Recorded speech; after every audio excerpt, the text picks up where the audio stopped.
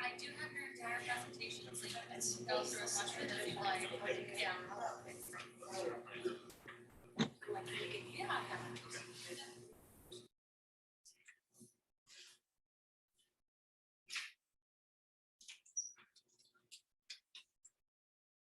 We'll probably be online. Yeah. Yes, you should be.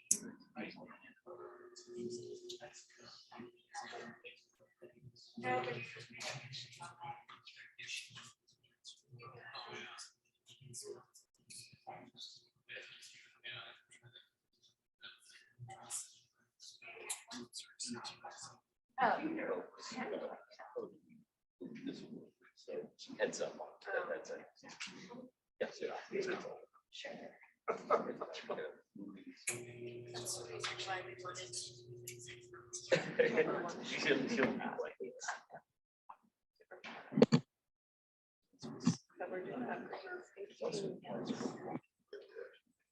Christine, is there a way to keep this on, or do I just have to push down? Get the push on. Okay, thank you. Good afternoon. I would like to call the meeting for Historic Preservation Board to order. We could please have a roll call. District 1 is absent. District 2 absent. Elena? Elena Engel, District. District 4. Denise Baum Dixon, District 4. Thank you. District 5 Gary Bond, District 5. and Claire Willenberg, District 6. And Mayor appointee. Bruce Rowley. Thank you.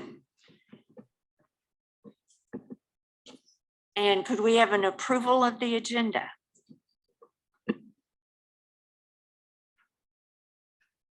That we approve the agenda as presented. Rowley seconds. It has been moved and seconded. All in favor? say aye. Aye. Aye.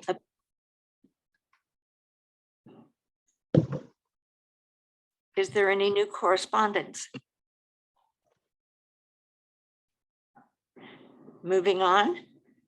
Approval of the October 10th minutes. Oh, no, that was the agenda, I'm sorry.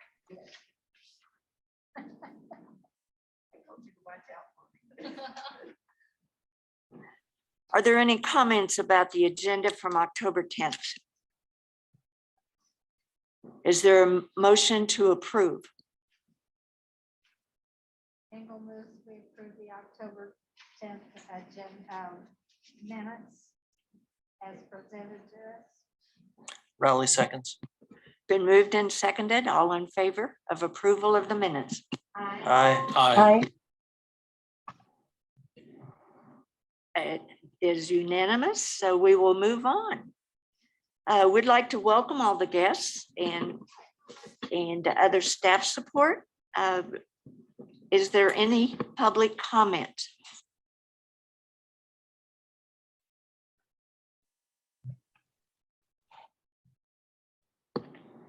Seeing none. Any unfinished business pop up since the agenda? Thank you. So we have a discussion of a letter to Wichita City Council or of PUD 2022-00018.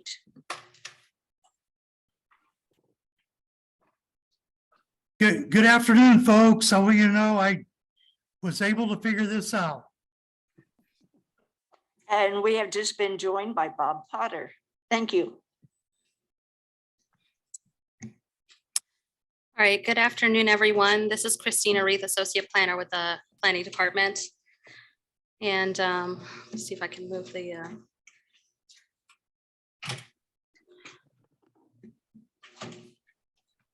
we go. Okay, and this is a discussion on PUD 2022-00018. So what we are voting on today is whether the zoning change from B multifamily to PUD will affect the historic integrity of the two historic structures that are within this PUD. So just a bit of a background here, the applicant is requesting to amend the Vassar Apartments Plan Unit Development number 78 to expand the area within the PUD boundary in order to develop multifamily residential uses and a limited number of commercial uses with custom development standards on abutting and adjacent properties within 1 block to the north, west, south of the current PUD.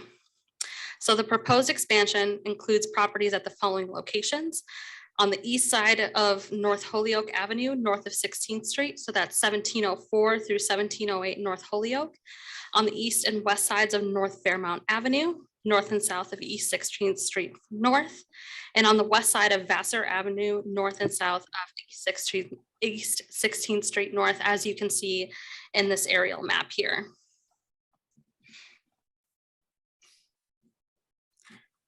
So the proposed expanded PUD will create 4 parcels. The ones that we're going to talk about today are only parcels 1 and 2 because they are the only ones that affect historic properties. So parcel 1 is located north of East 16th Street between North Vassar and North Fairmount Avenues. And parcel 2 is located north of East 16th Street between North Fairmount and North Holyoke Avenues. So just a bit of a background here on what they're proposing for height, density, and setback standards. So the proposed maximum height on parcel 1 is going to be 55 feet or 4 stories. The existing PUD proposes 38 feet, but in B multifamily zoning, which is what it's currently zoned, they allow up to 55 feet. And then for parcel 2, same thing, 55 feet. Maximum density is going to be 82.5 dwelling units per acre. The current PUD allows 73.5 dwelling units per acre, and B multifamily zoning allows 75 dwelling units per acre. On parcel 2, they're going to allow the same as B multifamily zoning, which is 75 dwelling units per acre. And the front setbacks There for parcel 1 and parcel 2 are going to be 0 feet. This differs from multifamily zoning in that it allows a 20-foot setback. And then the rear setback is going to be 5 feet as opposed to 15 feet. And then the interior side setback is going to be 5 feet, which is already permitted in B multifamily zoning. And then 0 street side setback for parcels 1 and 2, where they normally allows up to 5 feet for the interior street side setback. Just skipping ahead here, because I know you guys have read the report. LED and or electronic messaging signs are prohibited on all parcels unless they are approved an amendment to the PUD, not an administrative adjustment, but amendment to the PUD. And so what they're proposing on some of these parcels, for parcel 1, which is this northern parcel here, group residence general, maybe a commercial parking area and short-term rental, which I believe Brian has already defined, but you can explain that a little bit more later. Proposed parcel 2, which is on the left side here, they're allowing they're requesting group residence, commercial parking area, short-term rental, bed and breakfast inn, broadcast and recording studio, office general, and then personal care and personal improvement services. However, staff does not recommend permitting personal care services on parcel 2. Parcel 2 should act as a buffer zone, stepping down to the intensity of uses. There's going to be screening and landscaping, screening of trash receptacles as to reasonably hide them from the ground level view is required with either fencing or landscaping. There's going to be a reduction in parking. It says the largest reduction would be a ratio of 0.8 parking spaces per dwelling unit. And parcels 1, 2, and 3 are required to share complementary architecture with the existing multifamily structures within PUD 78. Within the proposed expanded boundaries of the PUD are two residential structures that are listed on historic registers. The Fairmount Cottage, let's see if I can pull up a picture here. Oh, here it is. So the Fairmount Cottage is the one in the middle here, is listed on the state and national registers of historic places and is a good example of Queen Anne architecture. And then the Holyoke Cottage.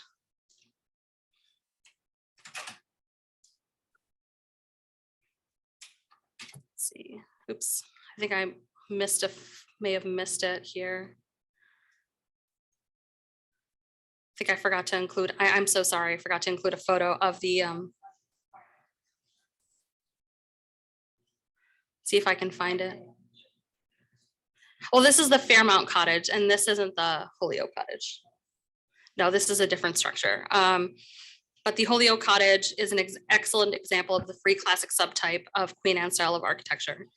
The applicant would like to use or include the historic houses within the overall plan of redevelopment by utilizing them for residential and or small scale office and commercial uses as outlined in the PUD for parcel 2. So just as some context, as you can see by some of the photos here, the area surrounding the site has a mix of residential densities from single family to multifamily. However, most of them are zoned B multifamily residential or LC limited commercial district. And then just some case history here, the Fairmount Cottage that we saw earlier, that's been on the National Register of Historic Places since 1985. And then the Holyoke Cottage was listed on the National Register in 2007. So based on the information available at the time of the public hearing, staff recommends approval of the PUD amendment for parcels 1 and 2. And with that, I will open up for questions.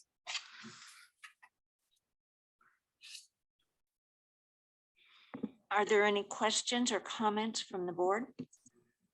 What, you mentioned group residential? Yes.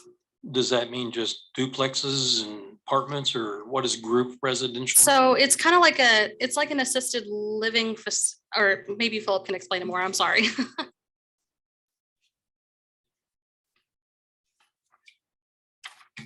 This is Philip Zievenberger with planning staff. Group residence general is the best example in this area would be like a fraternity or sorority house. It's a residence that allows unrelated individuals, and group residence general allows it for 15 individuals or greater. We do have group residence limited in our zoning code, which is up to 15 individuals. Group residence general is 15 individuals or greater. So an example of that would be a fraternity or sorority house, or really just kind of a group living environment. B, multifamily residential already allows groups residence limited. So what they're asking for that already is not in the existing zoning is allow for the possibility of a larger group resident situation. The, like a 4-bedroom, like a 4-unit complex? How many units would be in each? It really just depends on how many individuals, and I think they're just opening up that as an opportunity. My understanding is their primary focus is multifamily development, where you would have individual apartment units, which would not coincide with a group residence. Like a group residence, a good example, if we. There's one in the packet here. Right. That's adjacent, the Delta Upsilon house. Correct. So in a sense, they're looking to have the opportunity to have something like this, where like a group residence like this, it has like a common living area and individual bedrooms, versus an apartment building. Each individual dwelling unit within the structure has its own living and bedroom area. Is this for college students? Is that the reason they're building these? My understanding is the primary focus is for housing individuals who would likely go to Wichita State University. It is not primarily student housing to where it's restricted to students, but they're definitely capitalizing on being near the university and providing additional housing options near the university. We do have the agent representing the applicant, and he can answer some specific questions about the development. So the reason we're hearing this is because of the 2 buildings, the 2 houses that are on that property. Correct. Not necessarily the area. Correct. It's those 2 particular Mhm. buildings, and they're And going to keep those, right? yes, they want to incorporate them into their overall development plan. Today's meeting is not necessarily discussing changes to those specific buildings. It's whether or not what could the new zoning allow, and whether those have detrimental impacts, possible detrimental impacts on the historic structures themselves. So the historic Holyoke is part of parcel 2. It's not clear, is Fairmount part of parcel 1, or is it adjacent? Both historic structures are in parcel 2. So parcel 2, this is on MKEC's thing. This is a Holyoke cottage here at the corner of 16th and Holyoke. And this is the Fairmount cottage on Fairmount. And they're both within parcel 2. Parcel 1 is the L-shaped. Parcel 2 is this block between Fairmount and Holyoke. So it looks like we have multifamily on both sides of these areas. So this would be Right. similar to that. The neighborhood already has some of that in it. Currently, it's multifamily zoning. They're looking to do similar multifamily zoning. They're just looking for custom zoning classification that would allow the buildings to be built closer to the street. And by owning, and this is something they could do today as well, by owning the same properties as the historic structures. Let me get back up to our map here. So the applicant owns every property within this block. They're able to build across the property lines because it's under common ownership and it's under common zoning. And so that's something they can do today as well, but something to consider is by building across the property line, potentially, if that's an option, if that's what they want to do, you know, what do these custom development standards have an effect? Do they have an effect, and what effect could they have on the historic properties here? And here, knowing right now we have buildings that have different setback standards and they're set back farther from the street. Could developing to the property line, how does that affect it? Again, we're not looking at the individual structures themselves or possible changes to those structures. Those will be a separate review at a different time. But you know, when they're looking at developing parcel 2, do these new zoning standards possibly have a detrimental effect on the historic structures is the conversation for today.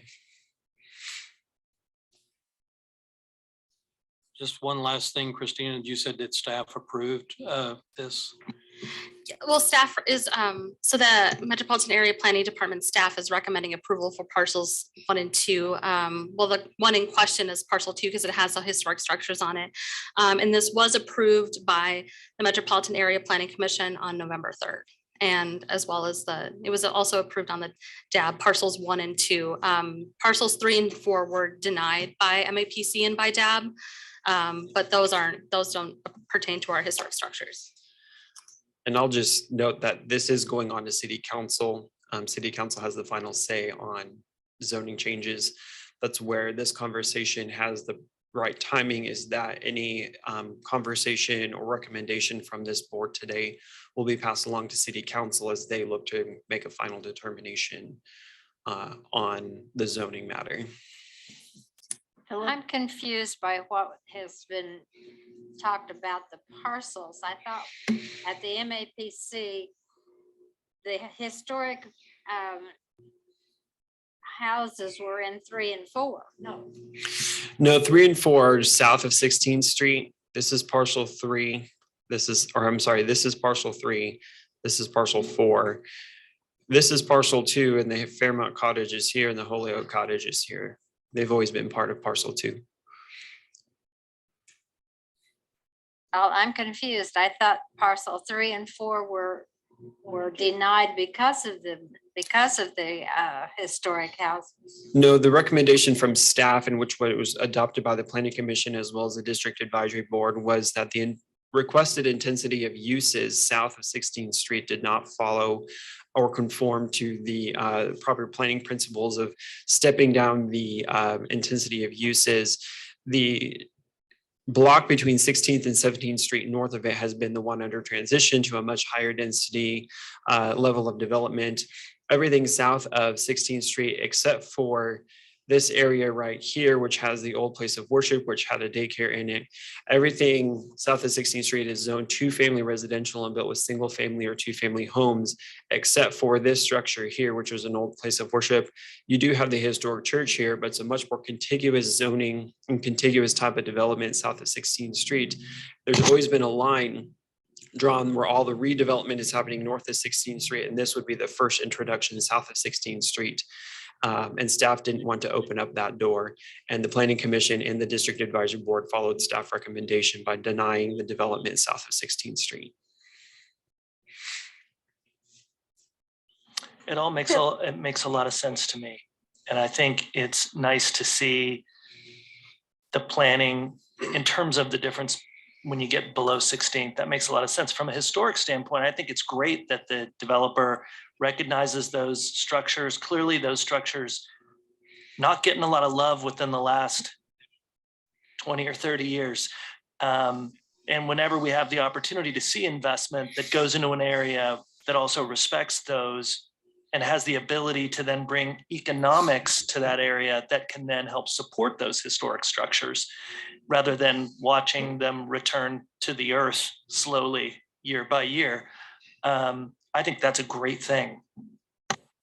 Well, I think at this time, it would probably be best to hear from the agent, have him tell you their side of what they're anticipating to do with this entire development and how they potentially plan to include the historic structures. Again, this is not a review on the actual possible physical changes to those structures. Those have to be a separate, in a sense, application, a separate review by this board. This board is literally just looking at the overall development standards of the new zoning.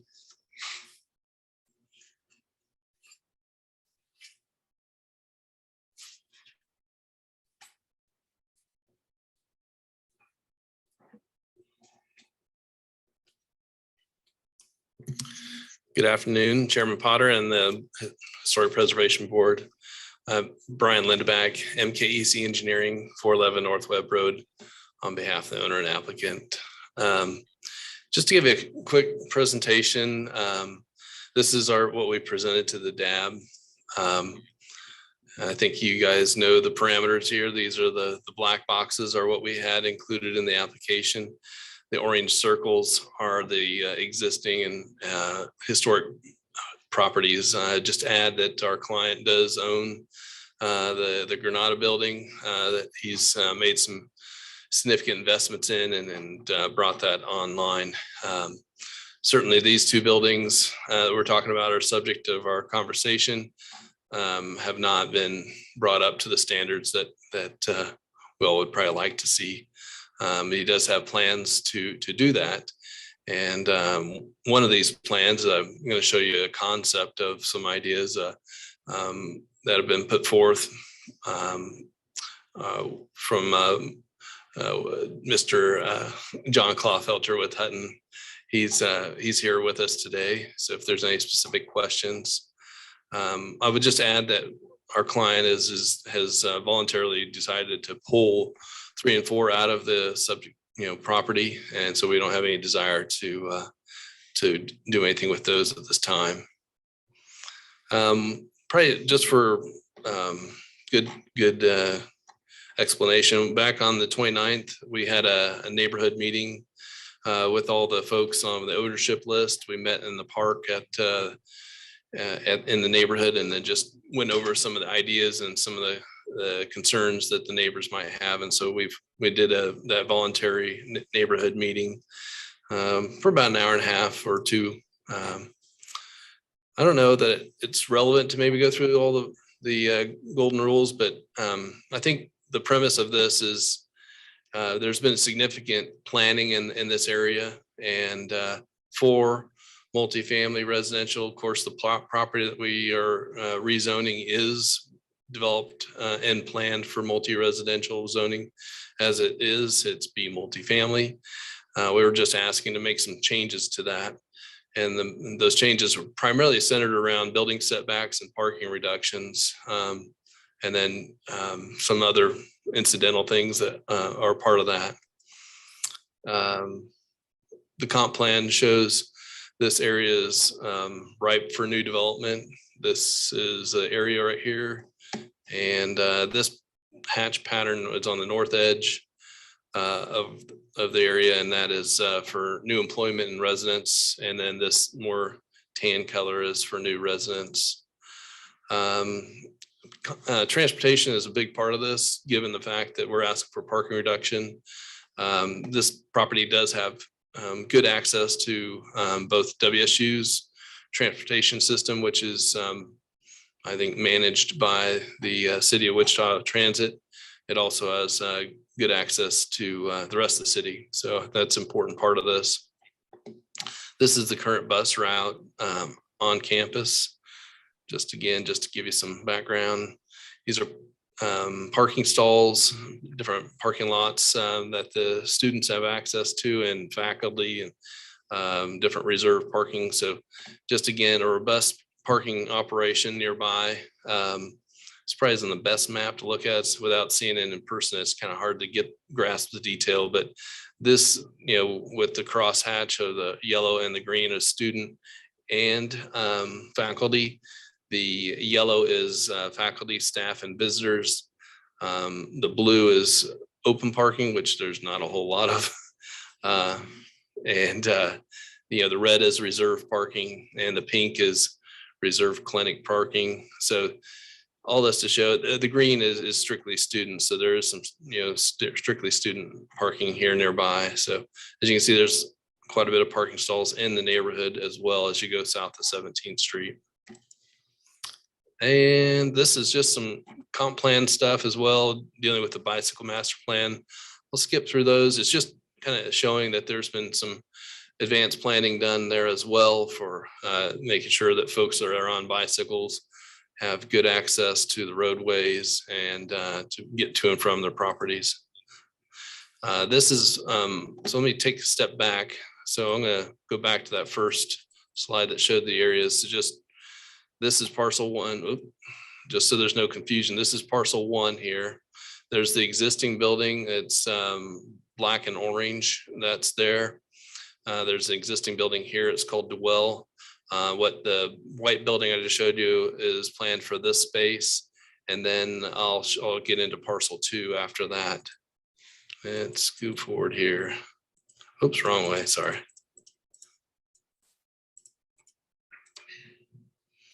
Sure don't click too fast.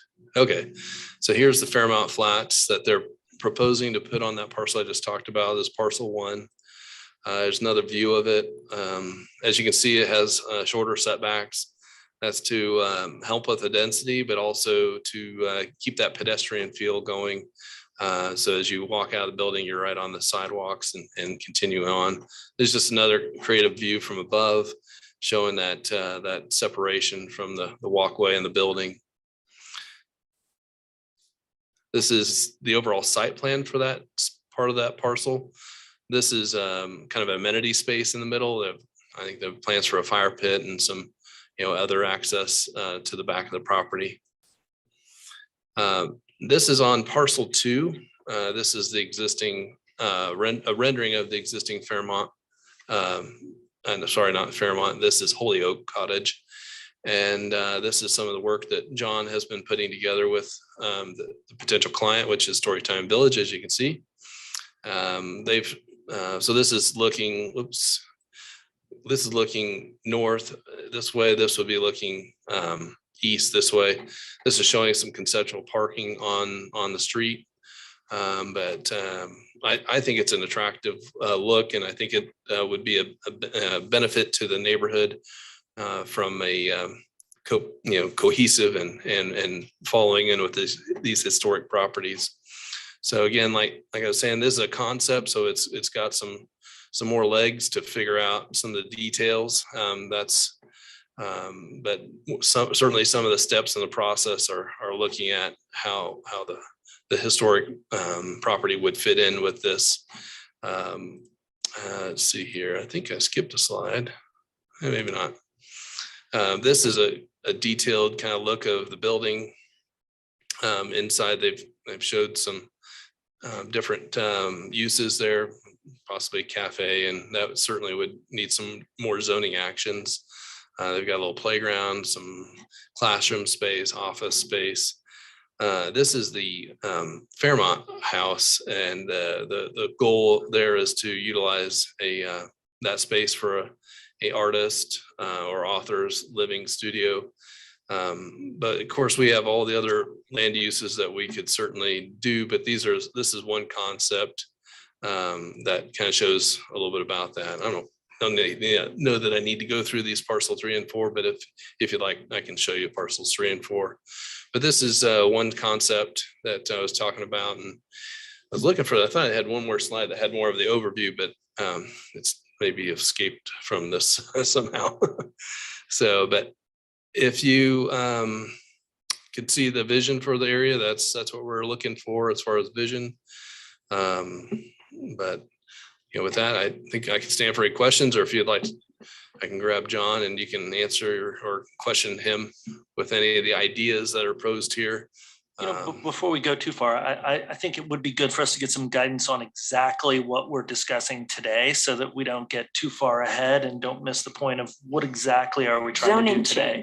Yeah, so we're making a motion, or eventually, to whether to approve or deny this zone change based on how it affects the historic properties. I have a question, just kind of side, since you brought up that slide. Storytime Village, is that the nonprofit? It is a nonprofit, yes. So they will be maybe housing their office there? There would have an opportunity for housing. There's also more to this parcel that doesn't have just this facility on it. There's some existing units with multifamily units on this parcel towards the north.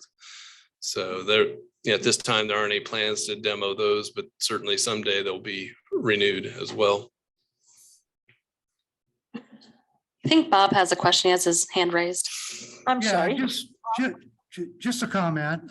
This is the third time I've heard this presentation. And I'd like to say I really am impressed with the vision that they have for this area.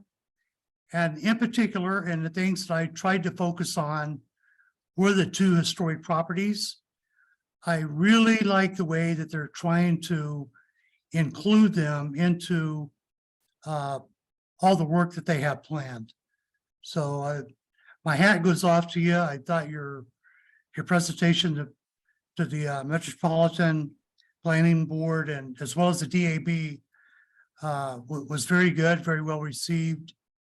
And just like to tell you, we appreciate you being here today, even though really all we're concerned with is the two historic properties. It's really good to see exactly how they may blend in the future.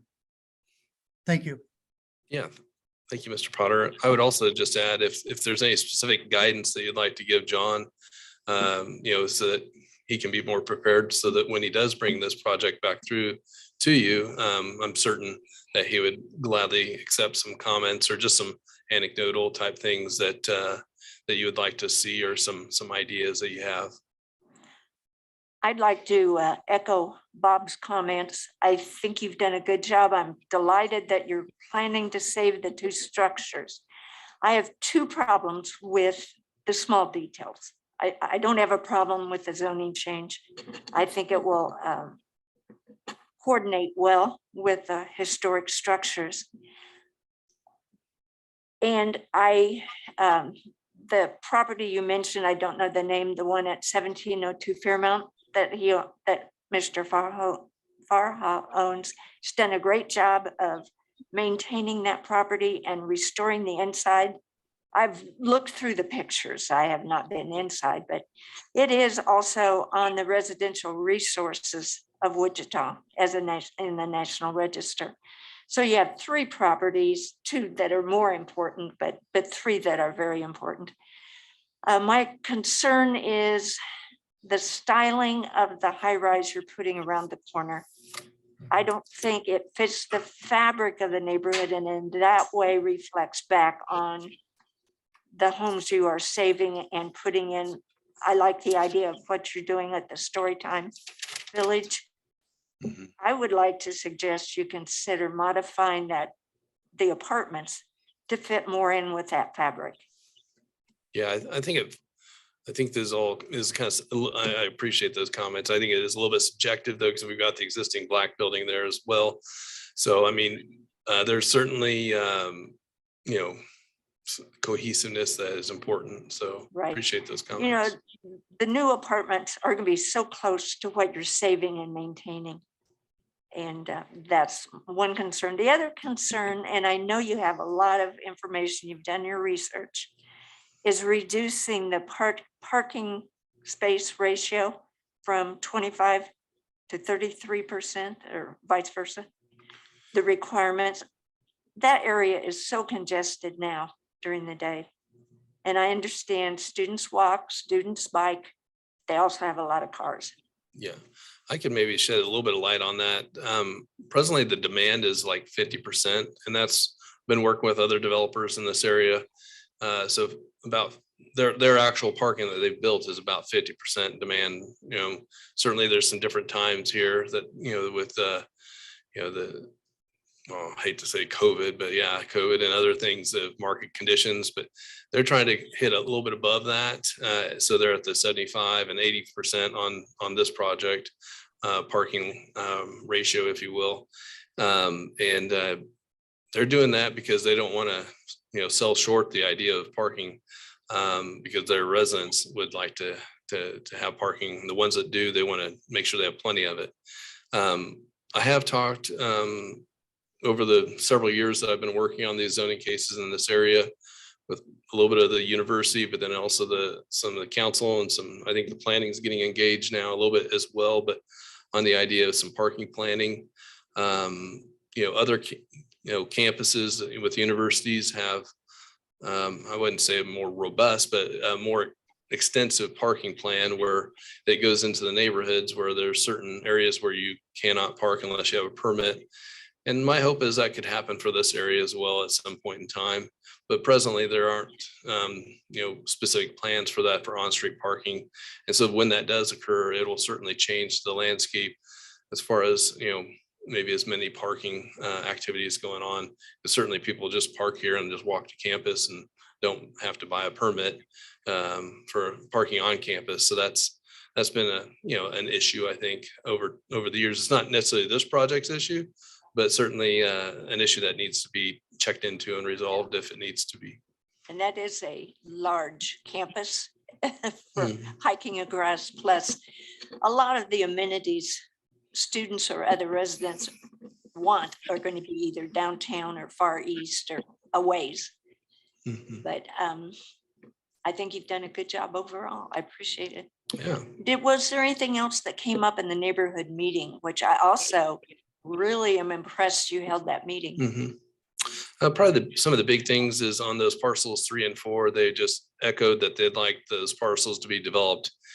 Not in a bubble, if you will, but integrating in the architectures that are nearby, the different types of housing styles of the neighborhood, as opposed to some of the more urban style developments that we've been seeing. So we actually applied that to the zoning case, but of course, like I said, we've thrown that out. And we had since we're talking about it, we had a vision for sort of these type of housing units on there, where you'd have the porches and things like that up close to the street, and then have the parking in the rear. And we've worked on some other projects where we've got this more urban style feel, and I think it would have been a good transition, but I don't think we're quite there yet with everything. So last question. So I understood you to say at this time, you're not going to proceed with 3 and 4. No, it's that we've thrown those out altogether. We just want to focus on these first 2 parcels, 1 and 2. Thank you very much. Are there other questions, comments? Do we want members of the public to speak on this? I'm sorry, definitely. Just a minute. Gary, did you have a comment? Oh, okay. Yes.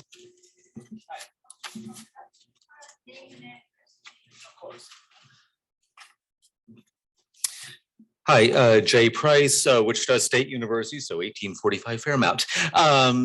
And just had a question.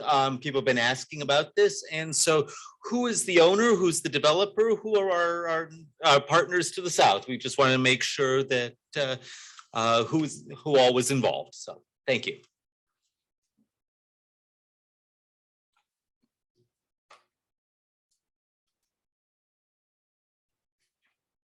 Yes, it's the same owners as many of the other units there, the Dwell. It's Mark P. Farha. He's our direct contact, and then there's some other partners that he has on some of the properties as well. So it's same property owners as several of the other properties in the area. And they do own quite a few other properties beyond this in this area, all the way over to Hillside.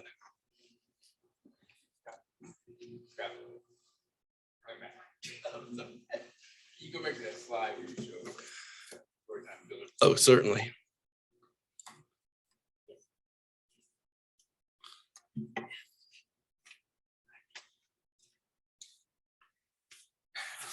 Lonnie Barnes, 2924 North Terrace Drive in Wichita, Kansas.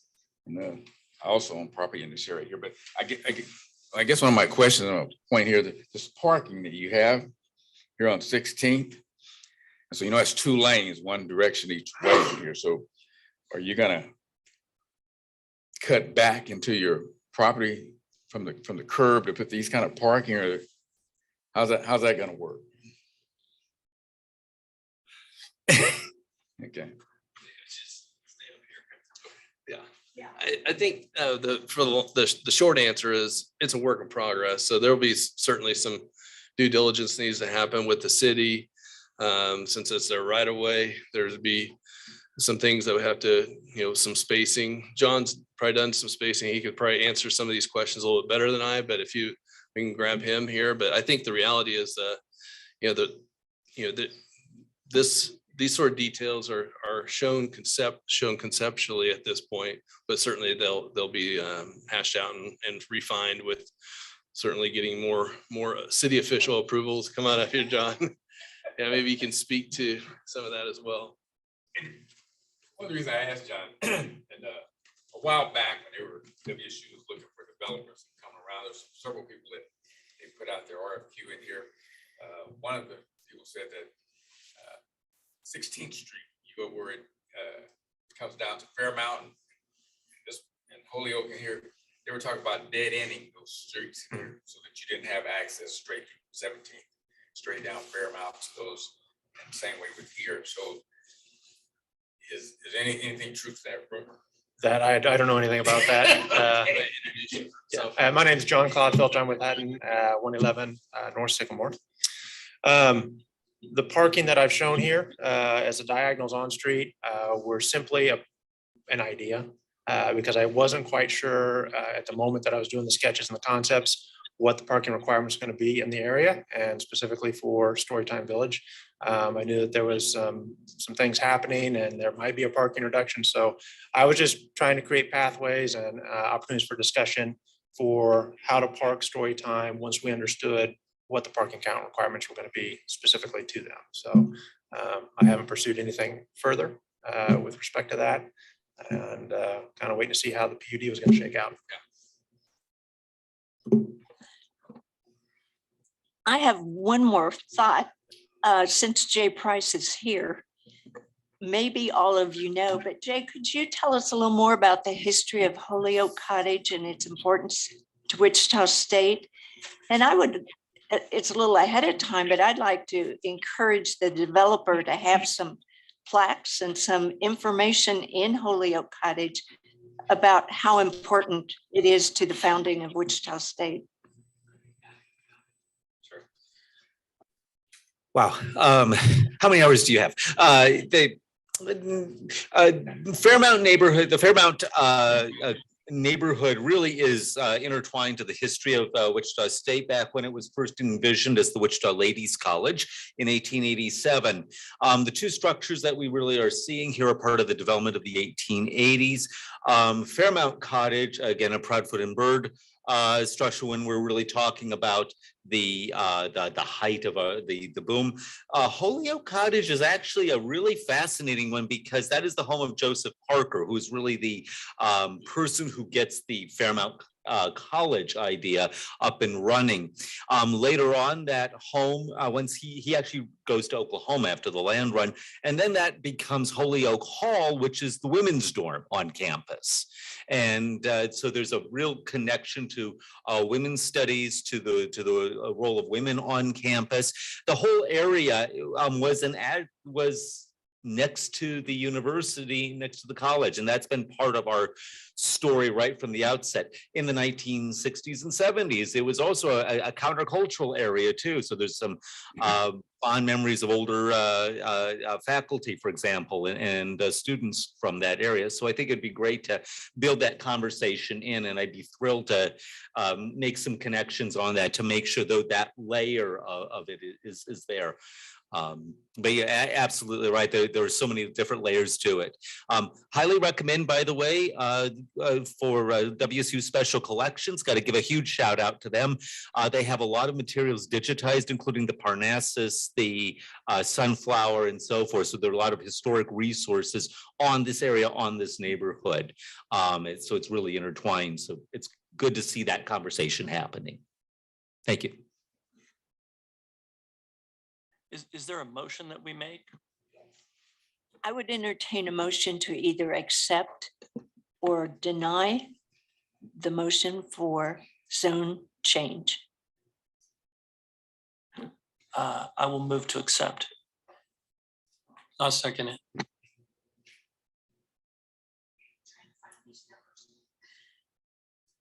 Okay, we have a motion on the floor to accept the zoning change for PUD 2022-00018.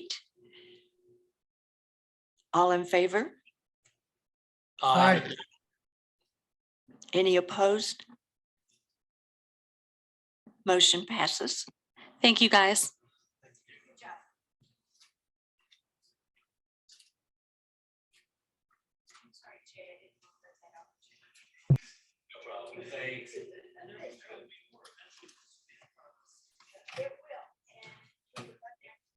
Yeah, let's keep in contact.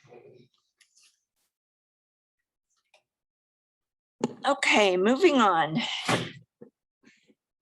Do we want to discuss the letter? No, so I don't think we're gonna send out a letter because we already moved to approve it. Perfect. Thank you. Wait, Philip has a comment. I'll just note it in my city council report for the zoning item that you guys considered the item on at today's meeting and that you recommended approval of the zoning, and I'll put a couple points of what the discussion was. Thank you. All right, we move to consent agenda. All right, so the following were approved administratively by staff. HPC 2022-00114 at Henry's Department Store, which we've seen a lot of changes from there. So they're going to remove one boiler and replace it with 3 boilers, and that's at 124 South Broadway. HPC 2022-00119 at 117 North Mosley. They're replacing the roof with TPO. It's on a non-contributing building. This is also known as the Heroes Building. HPC 2022-00120 at 124 South Broadway. They are installing some fire suppression and fire extinguishers there. HPC 2022-00124 at 1320 North Topeka. They changed out the external AC and furnace. And then HPC 2022-00125 at 3750 East Douglas, the St. James Episcopal Church.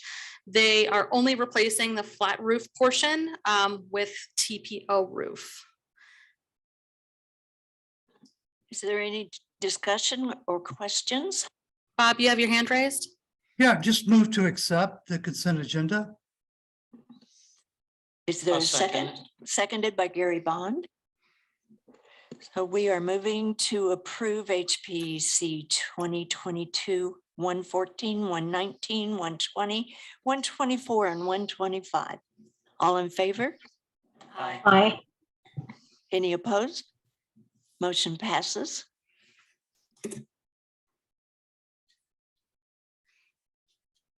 Oops. We move to project review, All number right. 110. Good afternoon, everyone. This is HPC 2022-00110. The applicant is Sue Champ and the agent is King Solar. They're requesting to install solar panels on their property or on her property at 1700 North Park Place, which is 0.17 acres. The subject site is zoned TF3 2-family residential and is developed with a single-family residential dwelling.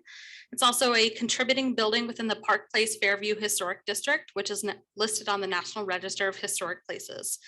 So the proposed, let me give you the aerial of where they're proposing to have the solar panels. I'm just gonna skip through some of these slides here. So it's going to be on the contributing garage, which is on the left here, and then on the non-contributing shed on the right, as well as the back of the property. So just north or just north of this chimney here that you can see. So I tried to go as far back as I could to get as much as the roof as I could for that picture. But let me see if I can pull up an aerial. Well, it speaks volumes that you have to go so far to even see where they're going to go. Yeah. Okay, so they are, oh, here's the aerial, and let me just move this here. So it looks like they have a little bit south of the chimney, but mostly north of the chimney, and then they have it on the the contributing garage and the non-contributing shed.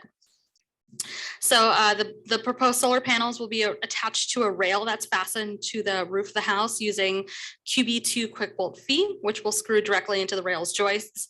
The conduit for the panels for the main roof will enter through the house. Probably the conduit will probably run down here in a solar deck conjunction box underneath the black panels and exit the house near the current electrical meter. And let me pull up a photo of that. Oops.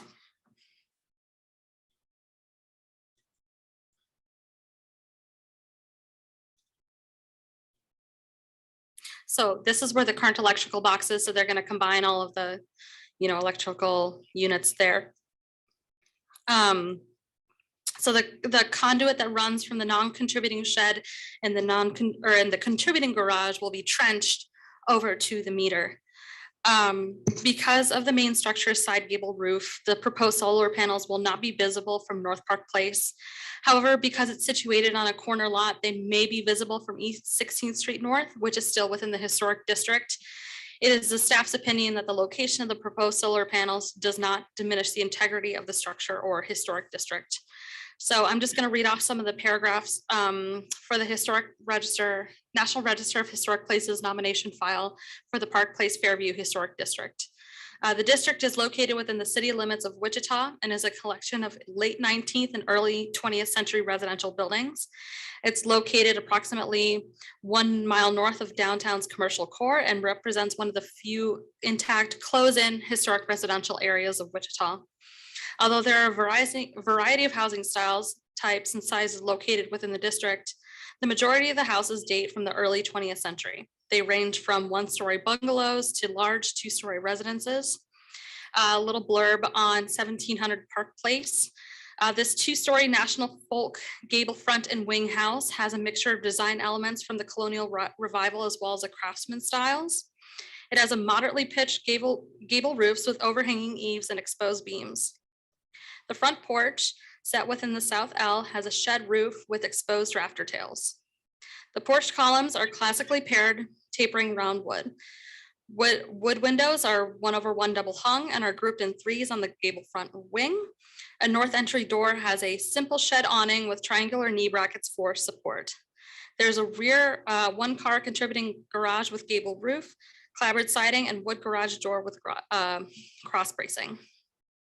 So on August 4th, 2004, the district was added to the National Register of Historic Places as a Park Place Fairview Historic District. There are no zoning cases associated with this property. And based upon the Secretary of the Interior standards for rehabilitation, staff recommends approval of the application. Standards 9 and 10 state that new additions, exterior alterations, or related new construction will not destroy historic materials, features, and spatial relationships that characterize a property. New work will be differentiated from the old and will be compatible with the historic materials, features, size, scale, and proportion, and massing to protect the integrity of the property and its environment. And then standard 10, new additions and adjacent or related new construction will be undertaken in a manner that if removed in the future, the essential form and integrity of the historic property and its environment would be unimpaired. And with that, I will stand for questions. Are there any questions from the board? Comments? Anyone from the audience? Do I hear a motion? Rowley moves to approve. Second. Motion by Bruce Rowley, second by Gary Bond to approve. All in favor? Aye. Aye. Opposed? Motion passes. Moving on.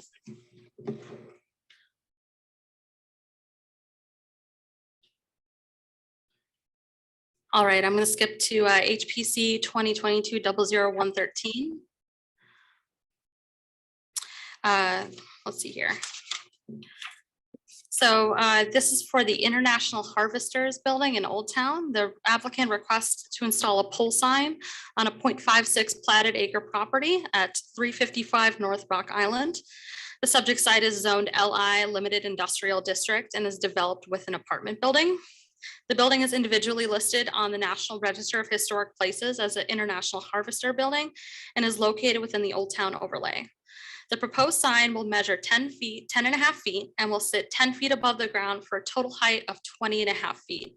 The sign will be 10 inches wide with a 3-inch deep channel capsules on both sides for a total width of 16 inches. Let's see if I can pull up what they're proposing. Right, let me see if I can minimize this. There we go. Just so you guys get an idea of what it's supposed to look like here. The proposed sign is not in conformance with the architectural design guidelines for the Old Town District. 3 of the guidelines state that no pole or monument sign should have an effective area greater than 32 square feet. And the proposed sign will have an effective area of 45 square feet. No pole mounted sign should exceed 15 feet in height. And this is where there's a little bit of a nuance that you guys can discuss with, the Old Town guidelines and signage. But the proposed sign will measure a total height of 20 feet 6 inches. And then the light for a sign shall originate from an indirect source, and the proposed sign will be internally illuminated. The proposed sign is also not in conformance with the Kansas State Historical Society's guidelines for signs in historic districts and on individually listed properties. The guidelines state, using new illuminated signs, inappropriately scaled designs and logos, signs that project over the sidewalk unless they were a characteristic feature of the historic building, or other types of signs that obscure, damage, or destroy remaining character-defining features of the historic building is not recommended. It is not indicated on the National Register of Historic Places nomination form for the International Harvester Building that a pole sign that projects over the sidewalk, such as this one, is a characteristic feature of the building. The painted sign on the east facade, which I can bring up here, was likely its prominent form of advertising. Oh, so that's what it's supposed to look like, that they submitted a rendering to us. So this was probably its prominent form of advertising. I'm just going to go over the architectural description really quickly. The International Harvester Building, located at the southwest corner of East 3rd Street and Rock Island Avenue in Wichita, Kansas, is a 4-story rectangular building constructed of reinforced concrete clad in red brick with a footprint that measures 120 feet by 140 feet. The building is 7 bays wide on the north and south sides, and 8 bays wide on the east and west sides, and contains a flat roof. Rows of windows are present on all of the building's 4 sides. The International Harvester Building was designed as a warehouse and office space to accommodate the display and sales of the International Harvester vehicles and machinery. The International Harvester Building is nominated to the National Register of Historic Places under Criterion A for its contribution to the industrial development of Wichita, and under Criterion C as an excellent example of commercial architecture. And this building was ground was broken for the International Harvester Building in the summer of 1910. Based upon the guidelines for signs in historic districts and the architectural design guidelines for the Old Town District, staff recommends denial of this application. However, should the board recommend approval, staff recommends the following alternatives: approve a flush mounted or monument sign of the same direction or of the same dimensions on one corner of the building, approve a pole sign with a maximum height of 15 feet and a total area of 32 square feet, or approve an alternative design proposed by a design review committee. And with that, I will stand for questions. Well, we also have, we're supposed to have indirect source of lighting, and that's got an internal. We need to Well, not do that. it breaks basically every rule. I'm sorry. It breaks essentially every single guideline, Yeah. not just that one. So yeah, that's, I mean, the first thing that comes to mind for me is I don't understand why it's not mounted on the corner of the building. The building has plenty of room for that. It can be indirectly lit easily from the building at that point. Having it off to the side like that is, I don't know why we would even discuss it, given that, I mean, I know we're going to discuss it, but we would entertain it given that it seems so easily able to do this within the existing guidelines. I've got a question for maybe the owners or whoever designed the sign. Did they read the criteria before they propose this? Because they're, like Bruce said, that they've violated all the rules before we even got to us. They weren't even close. Yeah. To answer your question, first, Mary Wilson with George Lay Signs, 1016 North Waco. No, would be the answer. The owner, we discussed going on the building, and with the age of building and as large as the sign could be, if we were allowed, we're going to have to through bolt. And these are apartments, and it brings up a lot of other issues. So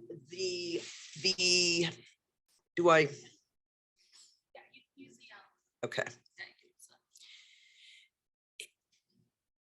We considered it, but it didn't seem as feasible as, where is? Oh, sorry, you can also use this here. Are you talking about where it's proposed to be? Yes. At the very end. Okay, There we go. back there. So number one, this wouldn't be over the sidewalk. It is, the landscape area is about 12 feet. So this would be within the confines of the landscape area. And as far as, I mean, the pole seemed sort of a natural because it looks like a light pole. And that can be seen in one of your presentations. There's a light pole that looks just like that. Yeah. Are you talking about this one here?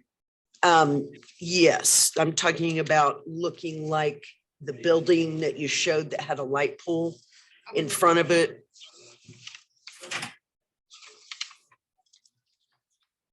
Oh, yeah. Right here. So that was where we landed, was something that would be visible. We're not trying to be visible. It's not like we're on Douglas. It's not like, we're not trying to be visible. We're trying to be visible to the people that are walking through Old Town. And yes, that would give, visibility up there, but the more of the purpose is to the people that are pedestrians going through Old Town. Hey, you can live here. That was the intent of the sign. And as far as design, do you like the design? Taking away lighting, everything else? Sure. I mean, It's attractive, but to me, it looks too modern. Definitely too tall, too big. I mean, certainly you attempted to go for a period look. Yeah. I don't necessarily have a problem with the sign size, especially if you imagine it on the building. It is, I'm very familiar with this area, and it's a large building. So I do think that the building could accommodate a sign, and I'd be willing to consider a sign that was larger than the guidelines spell out right now, simply because it's a very large building. Right, And so right. proportionally, I think it could handle a larger sign, and a smaller sign might actually look ridiculous. But I mean, and I understand the easy way to do it is this. It's definitely harder to through bolt it. I've done that, especially when you've got existing tenants there. But the fact that it's internally illuminated, that it sits out, it's just it sits way too far out from the guidelines as we've laid them out, as they're laid out today. And I know we're going to discuss them further, but this is pretty far out of bounds for me. Well, and I apologize. We submitted this, and I thought we were within, and then found out that we weren't within any of the guidelines. So we talked about pulling it, but I wanted a chance to at least explain why we designed. The size is, like you said, with the building. I don't want to, I mean, you guys can fix it however you want. I mean, I'm just saying from my standpoint, I would even be willing to accept it. Like if you said, look, we're going to make it a pole sign, but we're going to basically butt it right up against the corner of the building so that visually, it appears that way, but it's not, you don't have to go through a through bolting procedure. I mean, any kind of attempt to make it feel more like it should, I think that I'm willing to entertain that. I'm only speaking as one person up here. Are you saying not to go with the guidelines with the size and all? I think they ought to follow the guidelines for size and the lighting. Well, lighting for sure. I don't think it's necessary to have it internally lit. Size wise, it's so hard until you do a balloon test or you do a rendering to really see what the proportion is. I mean, those guidelines were based on, there's a lot of small, I just think that the size part of the guidelines is kind of weird. And I know we're going to get to that, but the buildings are they're so vastly different in size that, This you know, is in a some large cases, building. It is away from traffic, really. It is kind of on the edge. And I would love to see a rendering before I voted on allowing a bigger size, this size. See the rendering. If you could you put the pole right next to the corner? I would need to go look at it again. Do you think there might be an area? The owner representative is here. Rochelle Grady, 355 North Rock Island, the historic 1910 building. That little building that you see there on the side where there's the concrete, I'm sorry, I'll just step here and point to it. This is the concrete where the drive goes down, and this is a little clubhouse. There is where the actual building starts. And that's the only reason why we got back here. But we probably could get a pole up right on the front part of that would actually go up that side. So that could be a possibility. But for that to work, it would be taller. I mean, it'd be way taller. It's just, it's a kind tall of building different on that side. Am I right or wrong, Christina? The height is on a freestanding sign. It could be higher on the building. There's, sorry, I gotta speak into the microphone here. I'll have to look into the Old Town guidelines as to what's permitted on flush mounted for flush mounting onto the building. Yeah. I don't know off the top of my head. They did allow like banners across the top of a building. I mean, I think this is going to be, I'm glad we're looking at it today before we have this other discussion, because when it comes to size, I think it's ridiculous to have any kind of rigid size restriction in an area that has such a huge range of size of buildings. I mean, there are other signs that could be put on a small building that would fit within the size guideline, but look ridiculous and out of place. And I'm not sure if it was abutted, would it maybe then fall, we could say it fell into the square footage of the building compared to the size of the sign. Wink, wink, nudge, nudge. Yeah, we could say that. I mean, it's still not going to be physically attached to the building, but I think if we're saying, look, the intent is to make it look like it's attached to the building, even if it's not structurally attached there, then I certainly would be willing to apply that logic to it. Yeah, I think there's some good suggestions, and I would like to say thank you for coming to us for suggestions. I'm somewhat embarrassed for submitting something that we knew was outside the guidelines, but I wanted to at least have an opportunity to explain why Yes. we were trying to do. And we love the opportunity to work with you. Well, and I appreciate that. Yes. I'm John Lay from George Lay Signs. I wanted to elaborate a little bit as far as the internal lighting. And I know that when the Old Town area was initially being developed, there was a pushback against, we don't want any molded plastic or anything like that. What we've proposed here, everything you see in black is going to be aluminum. Now, I guess aluminum isn't period appropriate. Steel that would be rusty would be period appropriate. But the look of when I think back to old time theater marquees, before neon came around, there were little glass discs that they would have light bulbs behind and things like that. Those were internally lighted. If I think of an old theater marquee, it would have a stainless steel frame that the letters hung on, and it would have glass panels between those. So, and then probably in the earlier days had incandescent bulbs behind them, and then eventually probably went to neon, fluorescent, other materials. So I think the idea that something being internally lighted is historically inappropriate. I question that. The other thing that we're trying to do here is when this lights up at night, only the things that are white will show up. The background all just disappears.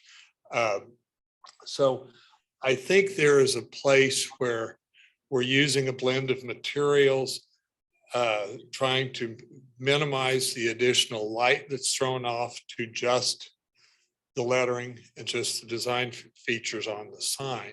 We're trying to mimic looks that are period appropriate, but still use some modern materials.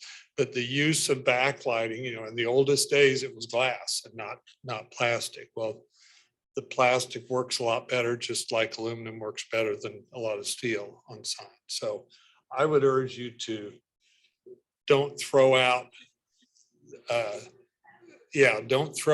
idea because something has backlighting. We are minimizing the backlighting. It's not like a big yellow background with red lettering on it that the whole thing's lit. I think when you look at the amount of, as far as the area on the sign, probably the portion that's actually going to be lit might be 20% of the surface area of the sign. And when we're accomplishing that, I think that the whole idea that internal lighting is inappropriate, I think kind of goes against what you're trying to accomplish, because we're minimizing the amount of light that's being emitted. So. We have to go by our guidelines, though. Okay. I'd like for you to try to work with it. But your timing is impeccable, because that is the next item on here. And that's why I came to the meeting. It certainly brings up, a lot of the things that you've brought up here are things that we're going to need to consider when we think about this. At the moment, Elena's right. I mean, we're just looking at it the way that it's written today and saying, geez, across the board, it breaks those guidelines, but we're now going to relook at all those guidelines. So we'll see where that lands. And this is a great example for us to think about as we look at those guidelines. Okay. Bob Potter has his hand raised. Yeah, just a point. I know that we proposed a flush mounted sign. I'm glancing at the design guidelines right now. The pole mounted signs are the only signs that have an area requirement of the 32 square feet. When I look at the flush mounted and then the general requirements for signs, it says that it should be in scale with the facet of the building. So that kind of leaves it pretty wide open, I think, as to the size of the sign, if it is indeed flush mounted. Make sense? Yep. Thank Okay. you. Any other comments? Is this something we can defer and have more ideas brought to us? Yeah, we could defer it. I move that we defer this for another meeting and have them bring back some further ideas that we could approve. Was that a move? Okay, I'll second that. Yeah. Moved by Elena, seconded by Gary to defer one meeting. I guess I would speak in opposition to that motion.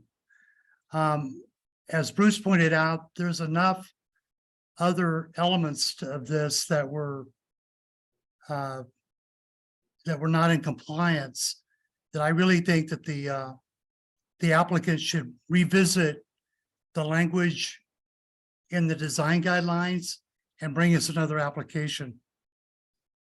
That would be an alternative. Christina, which would be easier on the applicant? So Bob, are you making a substitute motion? No, I was speaking against the motion made. Against that motion, or we could have a substitute motion. Just a minute, let's have a discussion. Which is more appropriate, Jeff or Christina? To defer or to deny and have them return? The only thing I can think of, I mean, it's like 2 nickels or a dime in that process, but how long it might take the applicant, whether one meeting period is sufficient or not. And it could be longer than that. So if you wanted to have them resubmit a new application, it would be subject to their availability and timing.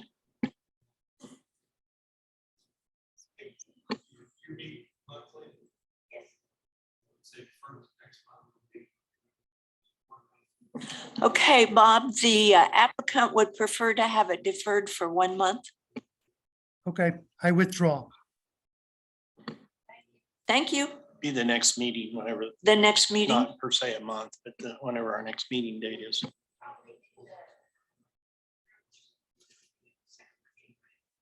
So the next meeting would be December 12th, I believe. Yeah, December 12th. All right, the motion on the floor is to defer discussion and voting on this application until the next December meeting. All in favor? Aye. All Aye. Aye. And we pass. Thank you guys for coming in.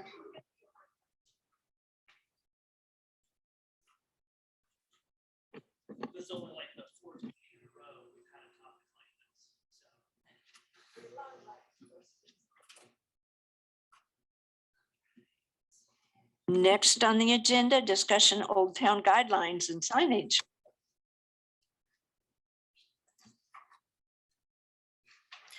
All right, Bob, I'll give you the floor. Thank you. Point of information, I apologize for being late to the meeting. I was trying to figure out how to get through our firewall down here in Mexico, and it took a little longer than I thought. So I apologize for being late, and thank you, Elena, for stepping up. Point of information, I know that the motion I made at the previous meeting was not in the minutes. Was that discussed during the minute approval phase today? No, that wasn't. The minutes were approved as is. Okay, well, I had sent you 2 emails with objection to the fact that that motion was not included in the minutes. Yeah, I can make that correction. Okay. Do we need, do we need to vote to approve the minutes as corrected? Yes. Bob, could you restate your motion? I had sent Christine, and I'm sorry, I'm not really in a position here where I can do that. I gave her that language via email earlier in the week, early last week. Was And that the motion to Nope. form an ad hoc committee? Nope, it was not. Separate motion. The one that was made at the previous meeting. I believe Bruce may have seconded. The motion basically was that a committee be formed by staff and by stakeholders to review chapter 3 of the Old Town guidelines, specifically items. Okay, Bob, I didn't know that was made in the meeting. I thought that you wanted that motion brought up today.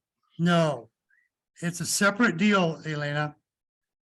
Before, at the last meeting, I made the motion that staff coordinate this review. Staff informed me that they really don't have the resources to do that right now, which is why I took it on. Got it. Christina, did you receive the language that I sent or last week?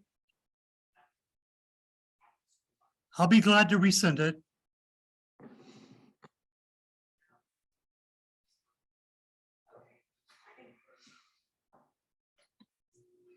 And it should be in the recordings anyway. So I'm not sure how to proceed on this. So this is not a correction to the minutes. This is a motion to review chapter 3 of the Old Town guidelines. No, Christina, the original motion that was made a month ago was that staff and stakeholders review those sections. And that motion was made, seconded, and voted on. And it was not included in these minutes. Okay. Or in the agenda, you mean? No, I mean in these minutes. Okay. I'd recommend going back and reading the. Bob, can we let this rest? We will go back and review the tape from the meeting And then and add it said motion would be added to the minutes if it was left out. and Yeah, add it. just- to the Just minutes so if it- everybody understands that we're talking an apple and an orange. The original motion had to do with staff and stakeholders. The motion that I'm getting ready to make deals with the Preservation Board forming an ad hoc committee. It's not the same thing. Got it. Okay. Bob, I'm just looking at the email that you sent out on the 7th. Is that the motion that you're talking about? No. The one that you volunteered to help me on? Yes. Yeah, no, that's the motion that I'm getting ready to make. And the reason I sent that out the 7th was because I knew I was gonna be out of the country and may or may not be able to attend the meeting. Okay, so what do we need to do then? Christina, you can go back and look at the tapes. Do I need to resend the language again? This is Jeff Van Zandt. I'd recommend we go back and listen to the tape. Very And good. That'd be whatever's great. on that tape is what we control. We'll amend the, understand the distinction now between the two motions. And so we'll address that and pertaining to whether staff had sufficient time to participate or not. And then we're just about ready to take up the second pertaining to the ad hoc committee. Okay, So Bob, I think you want to make a motion. Is that right? that brings us up to today's agenda and the discussion on Old Town guidelines. Last week I'd sent out a motion that I plan to make today. I would like to use that language that was sent out. And basically it's for the Historic Preservation Board to form an ad hoc committee. The committee would consist of a couple folks from the Preservation Board and a couple of stakeholders. The stakeholders, I think I'd referenced in my email to you folks. I'd visited with the Burks. I'd visited with the president of the Old Town Preservation Committee. And then I'd visited with the historian, an active historian for the Old Town guidelines, and wanted to review Chapter 3, items 76 and 77, as well as the Sedgwick County Code dealing with signs. And the review would be specific only to illumination of the signs. I didn't feel like we wanted to open the door to fixing every problem that may exist. That is my motion. I hope that you have it there, can review it. And I'm looking for a second. Bob, you said Sedgwick County sign code. You mean Wichita sign code, correct? Well, Wichita Sedgwick County Unified Zoning Code is where I got this, and that was in Article 3 of the zoning district standards.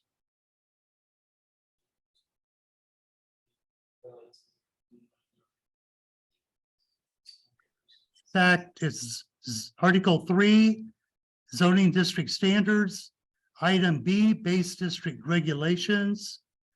It goes on and on.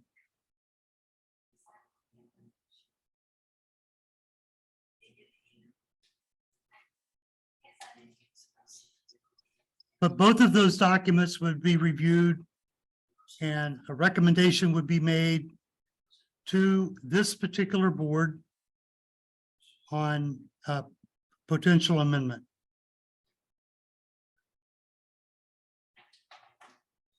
I have a question. Yeah. You mentioned a historian. Which person would that be? I included that in my email and I'm sorry, I just can't get to it now without losing you guys. I was trying to look it up too. We have DJ and Dave Burke, Deborah Fraser, and Charlie Claycomb is what we have down. That's it. those are the folks. I have some questions maybe on seeing if we could find who worked on the design review to begin with in 2002, adding someone from there. And maybe, I don't know who you have. Is Bruce going to be with you from the HPB? Yes. This is Matt Ross. Can I make a comment? Sure. Please. Matt Ross with Miracle Signs. I was hoping to be there today, but I couldn't. I know you all are talking about the lighting within the code. I think it would also be important to look at the size. I know it came up today on the sign that was going over in Old Town, and it also came up a month or two back when we went through the same process.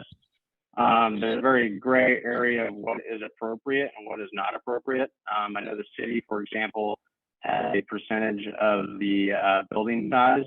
There's nothing that breaks that down in the code for the Old Town.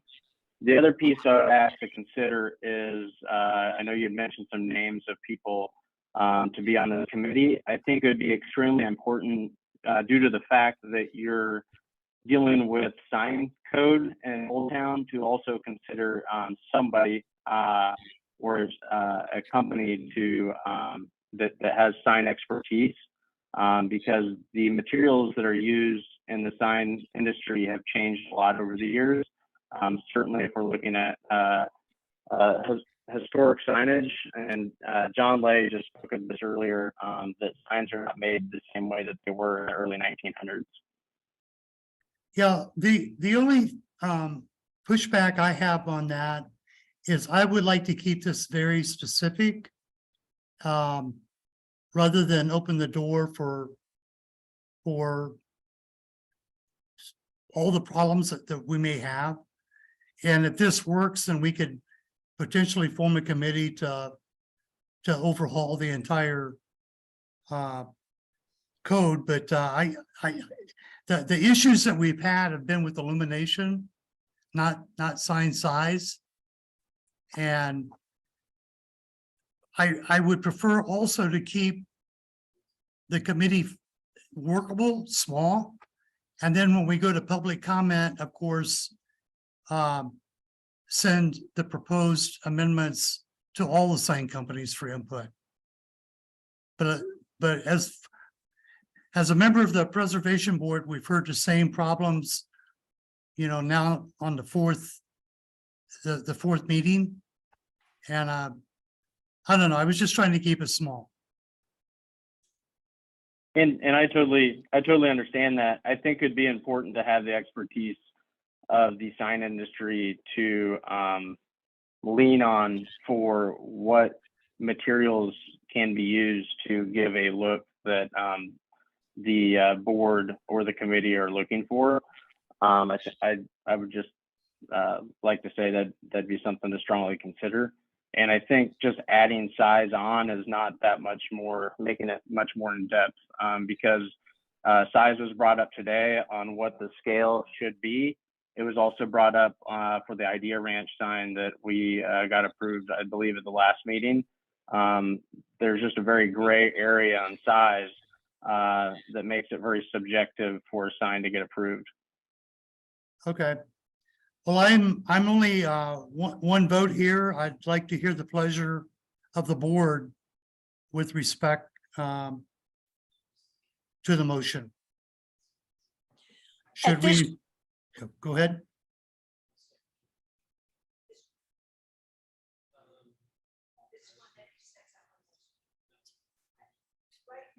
Right now, I don't believe we have a second for the motion.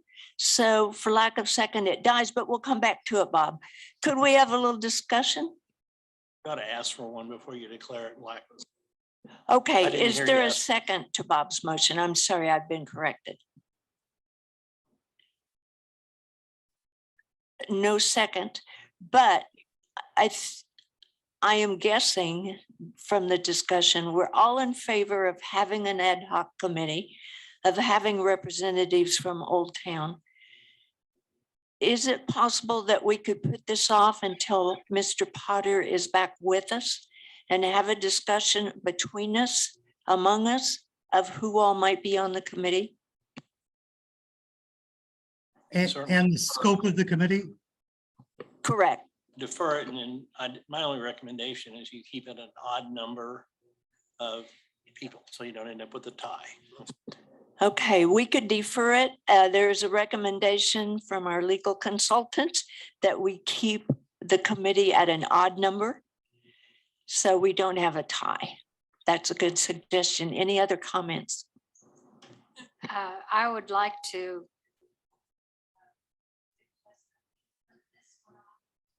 Where are we? And Elena is saying she'd like to defer this until January. Elena, is there a reason? For us to talk about and think about in preparation for any motion that we might want to make in January. I mean, what are we hung up on here? There's two issues, whether we should have the expertise of someone from the sign industry involved in it, and whether or not it should be limited to illumination or illumination and size. Those that and a little more on the composition of the committee, maybe. 3 things. Is there a motion to delay this until the December meeting? Let's continue with the discussion. If we had a representative from the sign company, along with 2 members of the preservation board, along with stakeholders in Old Town, that you don't consider that an adequate a committee? Well, before Bob, you didn't have the sign company. Oh, so you're right, I didn't. I'm thought certainly that was- open to that. Yep. I mean, I would hate to I just hate the idea of punning this to January, and then, Definitely I mean, not January, there's a yeah. lot of stuff that's gonna continue to come at us. And if we're really just talking about those items, I mean, as Bob knows, I wrote him when he first sent this out and said, I think it would be helpful to have someone from the sign industry, mainly because I want to make sure to get the verbiage right. Like, I don't even know the technical description of some of these things. And I think it would be important to at least have somebody to help us with the language and a deeper understanding of the materials and what's not just what's here today, but what's coming that we're going to be looking at next year. Because it is really very fluid, that industry right now. And then second, I think size certainly is something that we can address. I mean, I think we're prepared for that, and I would support that kind of expansion to include someone from the industry and include size in the scope. I think if we go beyond size, then it really starts to balloon. But those are things I can get behind today in the interest of getting this moving. And I would propose to make an amendment to my motion or restate my motion. Good. To include illumination and size with the committee members that I had provided in the email. And if Mr. Lay would be agreeable to join our committee, include him.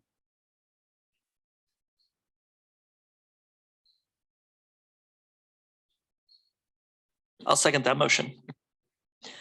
Been moved and seconded that we form an ad hoc committee with the members listed in our motion, adding a representative of the sign production industry to look at size and illumination guidelines in the Old Town overlay. Just a clarification, I'd make it 5 people then on the committee. 5 people on the committee.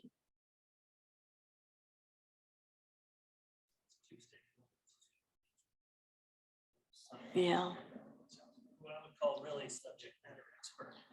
I did, just as a point of clarification, you said both Mr. and Mrs. Burke. And then you also said somebody from the Old Town District. So that's why I was having a little trouble coming up with the counting. So unless you had Mr. and Mrs. Burke, only have equivalent. of One vote. Okay. Yeah, the Burks would only be one vote. Thank you for asking that. Yeah, I was kind of wondering about that too, because it really, the balance with Yeah. them with one vote is much better. DJ was actually the one that would be on the committee.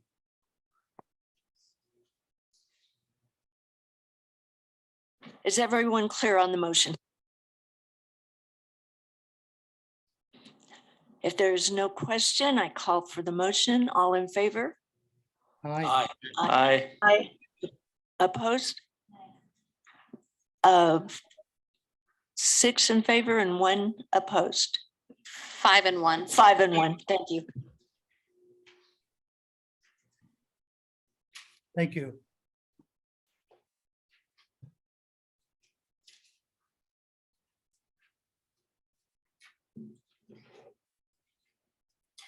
Next, we have a presentation by Katrina Ringler. She is the Certified Local Government Coordinator for the Kansas State Historical Society, the State Historic Preservation Society. And she's here to talk to us about the state preservation law and the Secretary of the Interior standards. All right, here we go. You can just use either the keyboard here to go through the slides or the mouse. Perfect. I'm always a little unsure if this would be better to be doing at the front or the end. I don't know. If it's, you know, go ahead. If it was about signs, it would have been good before. Yeah. I can do a presentation on signs if you'd like me to. Yeah, some we other change day. it today We to a do sign need that help, obviously. I was on the Topeka Planning Commission and I served on a committee. They completely rewrote their entire sign code. So yeah, it's a fun job. If you Is that something we could get a copy of? Sure. Now it's the city sign code. It's not the historic. Right. And I just wanted to double check. No, everybody's out of the room now. The Old Town guidelines. I'm not sure that the harvester is within that area. Is it? Yeah, It it's is? within the, it's right on the edge of the Old Town overlay. Okay, because the map that's in the guidelines doesn't go up to 3rd. It only goes to 2nd. Well, that's why we have to redo that guidelines. If I downloaded the right thing. Okay. If we are making corrections, Katrina. Yeah. We have the address. The what?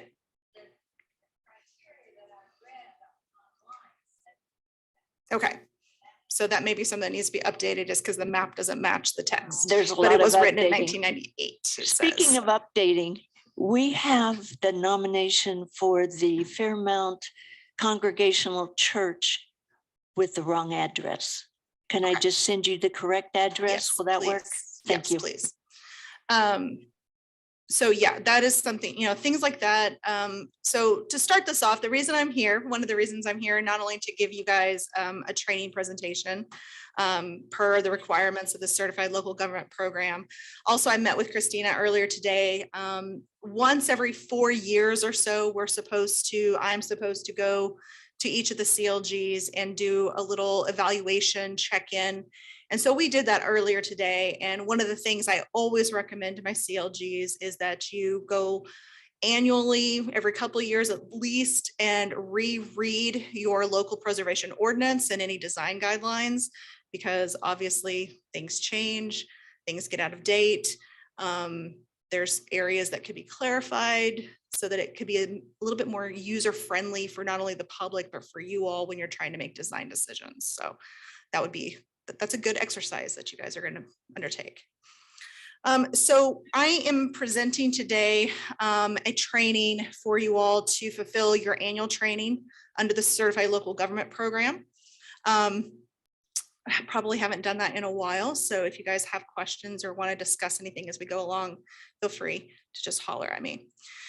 So just giving you guys a little bit of a preview. Of course, you know this, that if you survive long enough, you're revered, rather like an old building. Kate Hepburn said. We are the only country in the world that trashes its old buildings. Too late, we realize how very much we need them, said Jackie Kennedy. And of course, Jane Jacobs, the famous planner, says, in wretched outcomes, the devil is in the details. So that encapsulates, I think, design review, as you guys have tried to tease out today.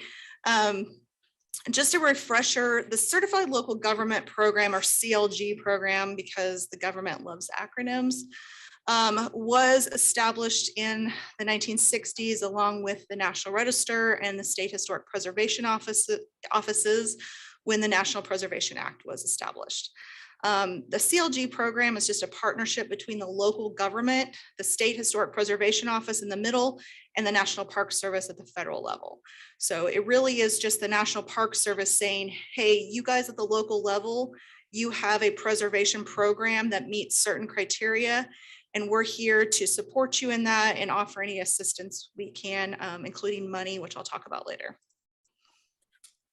So the city of Wichita is actually our oldest CLG in the state. It became certified in 1985. This agreement between the city of Wichita and the SHPO is what establishes the CLG. It is not to be confused with something we'll talk about later, which is the State Preservation Law Agreement. That's something different.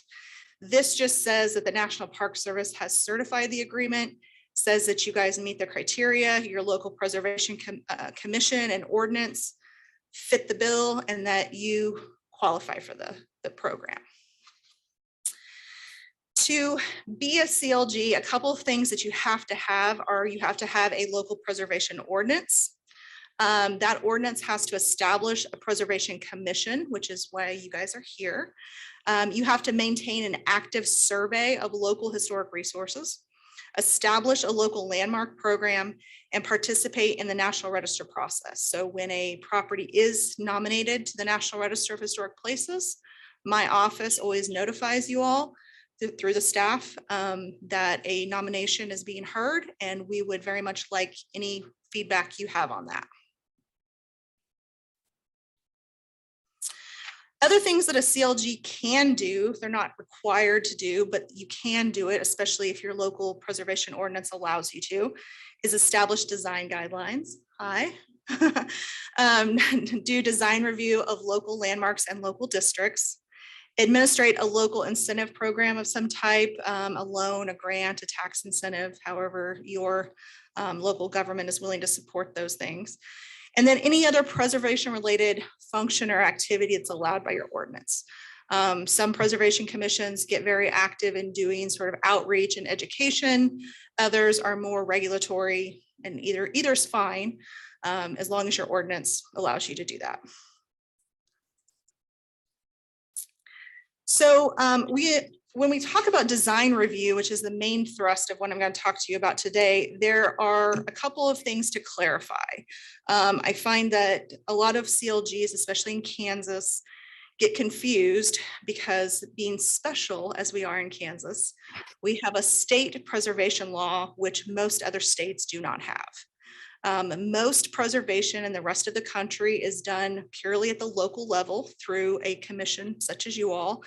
And the State Preservation Office, my office, does reviews under federal preservation law. We administer tax credits. We administer the National Register program, and we don't have anything to do with what you all are doing design review wise at the local level.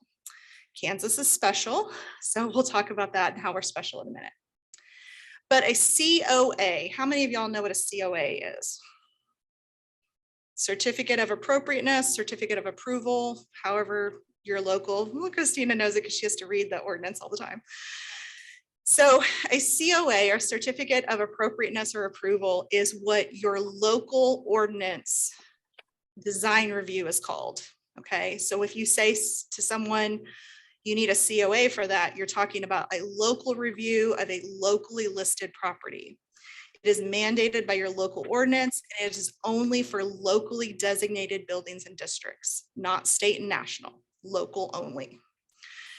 You use the standards that are adopted in your ordinance to do the design review. Usually those are the Secretary of the Interior standards, but not always. Sometimes they can be slightly different.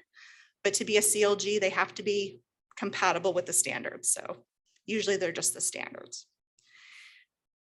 A COA can and often is triggered by a permit or some sort of action by the local government, but not all ordinances say that. So you definitely want to read your local ordinance and see what it says.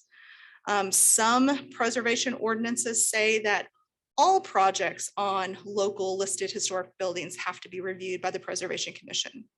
And I always ask you all, how do you know if I own a historic property and I don't have a permit requirement? How do I know I'm supposed to come to get a COA? So that's a question. Some CLGs have a local ordinance that also includes environs. Wichita obviously does not, but Kansas City does. I think Salina. The state preservation law used to have an environs clause and it does not anymore. So that is something that to just be aware of. COAs can sometimes take into consideration financial or economic hardship. That is something that a local preservation ordinance can include. So if yours does include that, basically it takes the place of a COA. What might happen would be in a regular design review. Let's say, for example, you say replacement of these wood windows with vinyl is not appropriate. And if the applicant says, but I can't afford, metal or wood windows, and here's the documentation, then you could issue a certificate of economic hardship. So if that is in your ordinance, that is something you can do. If it's not in your ordinance, it's not something you can do. Appeals under your local review process vary. A lot of times they go to the city council, but sometimes they will go to other boards like the planning commission. So just be aware of that. The state law, like I mentioned, is just for Kansas. It is something that is unique to us. A couple other states do have state preservation laws that only hold the state and cities and counties accountable for review. I think Kansas, to my knowledge, is the only one that goes down to the permit level. So we'll talk about that a little bit.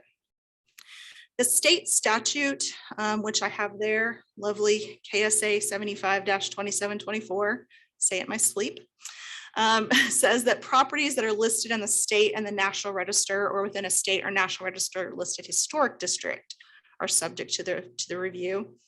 We have to use the Secretary of the Interior standards for the treatment of historic properties. Most of the time we use those standards for rehab. It is triggered by an action of the state or a subdivision of the state, which means a city, a county, or a school district usually. But it also means that a permit issued by one of those entities triggers review. That means it also includes interior work. So if someone says to you, oh, it's just the exterior, that is not true if you're dealing with state law. I don't know what your local ordinance says, but the state law says it's triggered by an action of the government. So if that government is asking for a permit of an interior project, that also requires state law review. The threshold for review is we are looking to determine if the project will damage or destroy the listed property. We're going to use the Secretary of the Interior standards to determine that, but we are not approving or denying the project. So I was making notes over here on the staff report because really what the motion should say if you're reviewing something under the state law is I move to approve this project, or you can say I move to say that this does not damage or destroy the historic property. Having that language in there is a good idea. It's also a very good idea to state up front which law you're reviewing the project under, because if it is listed on the local and the state and the National Register, then you're supposed to be doing two separate reviews and two separate motions. Appeal under the state statute goes to the local governing body. So if you guys do deny, you find that something will damage or destroy historic property, the applicant can't proceed with the project. So the permit can't be issued. The city can't do the project. The county cannot undertake or fund the project. unless the governing body has a meeting to determine if there's feasible and prudent alternatives to the project, and if there are plans that have been made to minimize harm to the historic property. If they move forward with that, and there are people in the community, parties that are aggrieved by their actions, they can file in court. So just a little bit of comparison here. COA, local ordinance, locally designated properties, things that are on the Wichita Landmark Register. State law, it's a state statute. It's for things that are on the state and the national register. The COA, you're going to use the standards that are in your local ordinance. They're probably the Secretary of the Interior standards. For the state law, you have to use the Secretary of the Interior standards. You can also use local guidelines as long as the SHPO has approved that and as long as they're in conformance with the standards. COAs are usually triggered by a permit, but not always, so double check that. Kansas state law is always triggered by an action of the government, so state, county, or city. It does include interior work. The COA is usually written out to say we approve with conditions, or deny. The SHPO or the Preservation Commission, if you're doing a state law review, you're actually determining if the project will damage or destroy the historic property. And then, of course, appeal to the local governing body or appeal through your local preservation ordinance, however it says. And then consideration of financial impact on owners is a local thing only. We cannot take into consideration financial or economics with a state law review. That's something that the governing body can take into consideration, but not the Preservation Commission or staff or the Preservation Office. So we have conducted an evaluation of the CLG program today. It's nothing too exciting, nothing bad. A couple of things that we're going to kind of communicate about and talk about, and I'm just going to issue a letter with a couple of reminders. But the next things on the agenda for you all, I would recommend is reviewing the local ordinance, reading through it, maybe, at the end of the year, first of the year, January or something, just to make sure you understand the different sections of it. Christina was talking, it's like 44 pages long, so not like a light read, but not a novel either. It'll be okay. And then we are working to update the state law agreement with the SHPO. It expired. I think it was 2019. Yeah. COVID kind of hit us. Yeah, we're not legal in compliance right now, but we're letting it ride for now. I think by the end of the year, though, we need to get that signed because my supervisor will probably be wondering like why we don't have a signed agreement. And then confirm that if there's any additional guidelines that need to be used as part of the review process, that we have those on the books. Even though the Old Town guidelines are apparently going to be updated, just making sure that we know which guidelines you guys are using for your reviews is a good idea. We also want to confirm when we have those agreements between the city and the state, there is a provision in there that you can lay out what is a minor review for administrative approval versus a major review. And so it might be a good idea to look at that again too, just to make sure, there's nothing on there that you want to change or update.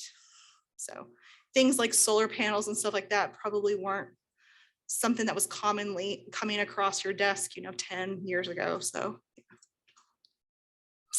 we're going to talk about the Secretary of the Interior standards just to review and refresh. You guys may be aware that the standards for the treatment of historic properties is sort of the big overarching umbrella that the National Park Service has. And then we have under that standards for preservation, restoration, reconstruction, and rehabilitation. Mostly we use the standards for rehabilitation, but the standards for preservation are things like where you basically would just hold it in a box as it is, the way it is forever and ever. You're not going to try to improve it or adapt it for a new use. You're just preserving it as sort of a time capsule. If you're doing a restoration, you are actually removing the parts of the building that are from a later period or not from the period that you're trying to restore it back to. So if a president lived in that building and you want to restore it back to when they lived there, then you would take away everything that is not from that time period. A reconstruction is obviously when an entire building or a major part of the building has been demolished or taken away, and you're reconstructing it based on historic documentation. This is a building that was damaged World War I or World War II, I'm not sure, and it kind of has a scar where you can see that it's been reconstructed. All three of these are not really something that you or I deal with on a daily basis because we mostly deal with buildings that are still in use or are trying to get back to a new use. These are things that mostly deal with museums, historic sites, tourism sites, those kind of things, because most people don't want to live in a pristine, preserved house. They want to live in a rehabilitated house. So rehabilitation is when you preserve the things, the characteristics and features of the building that make it historic, but you update the things that you need to make it usable for today. So you might put on a new addition, upgrade electrical and plumbing, HVAC, that kind of thing. The first thing that we all should be doing when we are starting a design review process is to identify the character defining features and the integrity of the property. So just like today, on a couple of the cases that came before you, Christina read out sort of the description of the property from the National Register nomination, and just, kind of highlighted the character defining features of those buildings. And pretty much, you guys have been doing this a while, you can look at a picture and just kind of pick it out, right? So the building on the right in this example, character defining features are pretty, pretty obvious and out there to you. You've got the half timbering, you've got the massive chimney, masonry structure. You've got the big hipped roof, two-story structure, the windows, multi-pane, all those kind of things just jump out at you. The building on the left, it would be harder to kind of quantify its character defining features, right? Because it's kind of lacking some integrity. It has siding on it. It's had obviously multiple additions. It's maybe missing some things.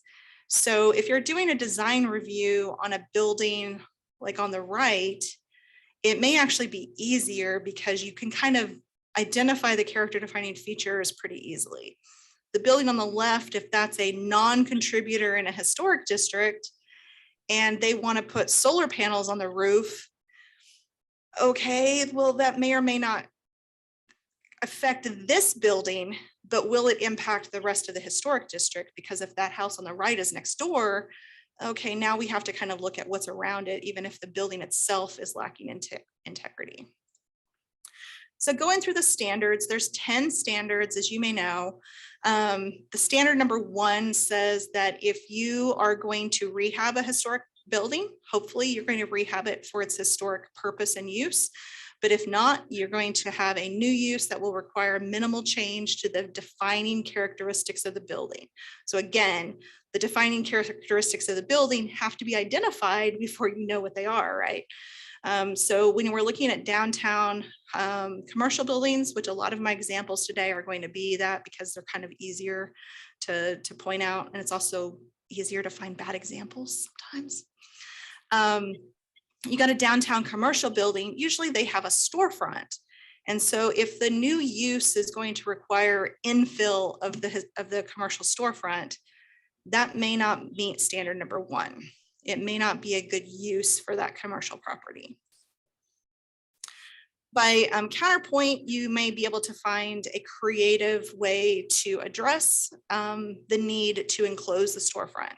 So the building on the left that has the Budweiser sign, there was a local ordinance in that community that said that if it was a drinking establishment, it could not have transparent windows to the street. And so obviously that is a original storefront on that building. We did not want them to modify it too significantly. And the property owners just came up with, okay, well, as long as the sign code allows it, we'll just put graphics in the windows, and that way that addresses that issue. That's perfect. Standard number 2 says that when you have historic character of a property, that it should be retained and preserved. Removing historic materials, altering features and spaces that characterize a property should be avoided.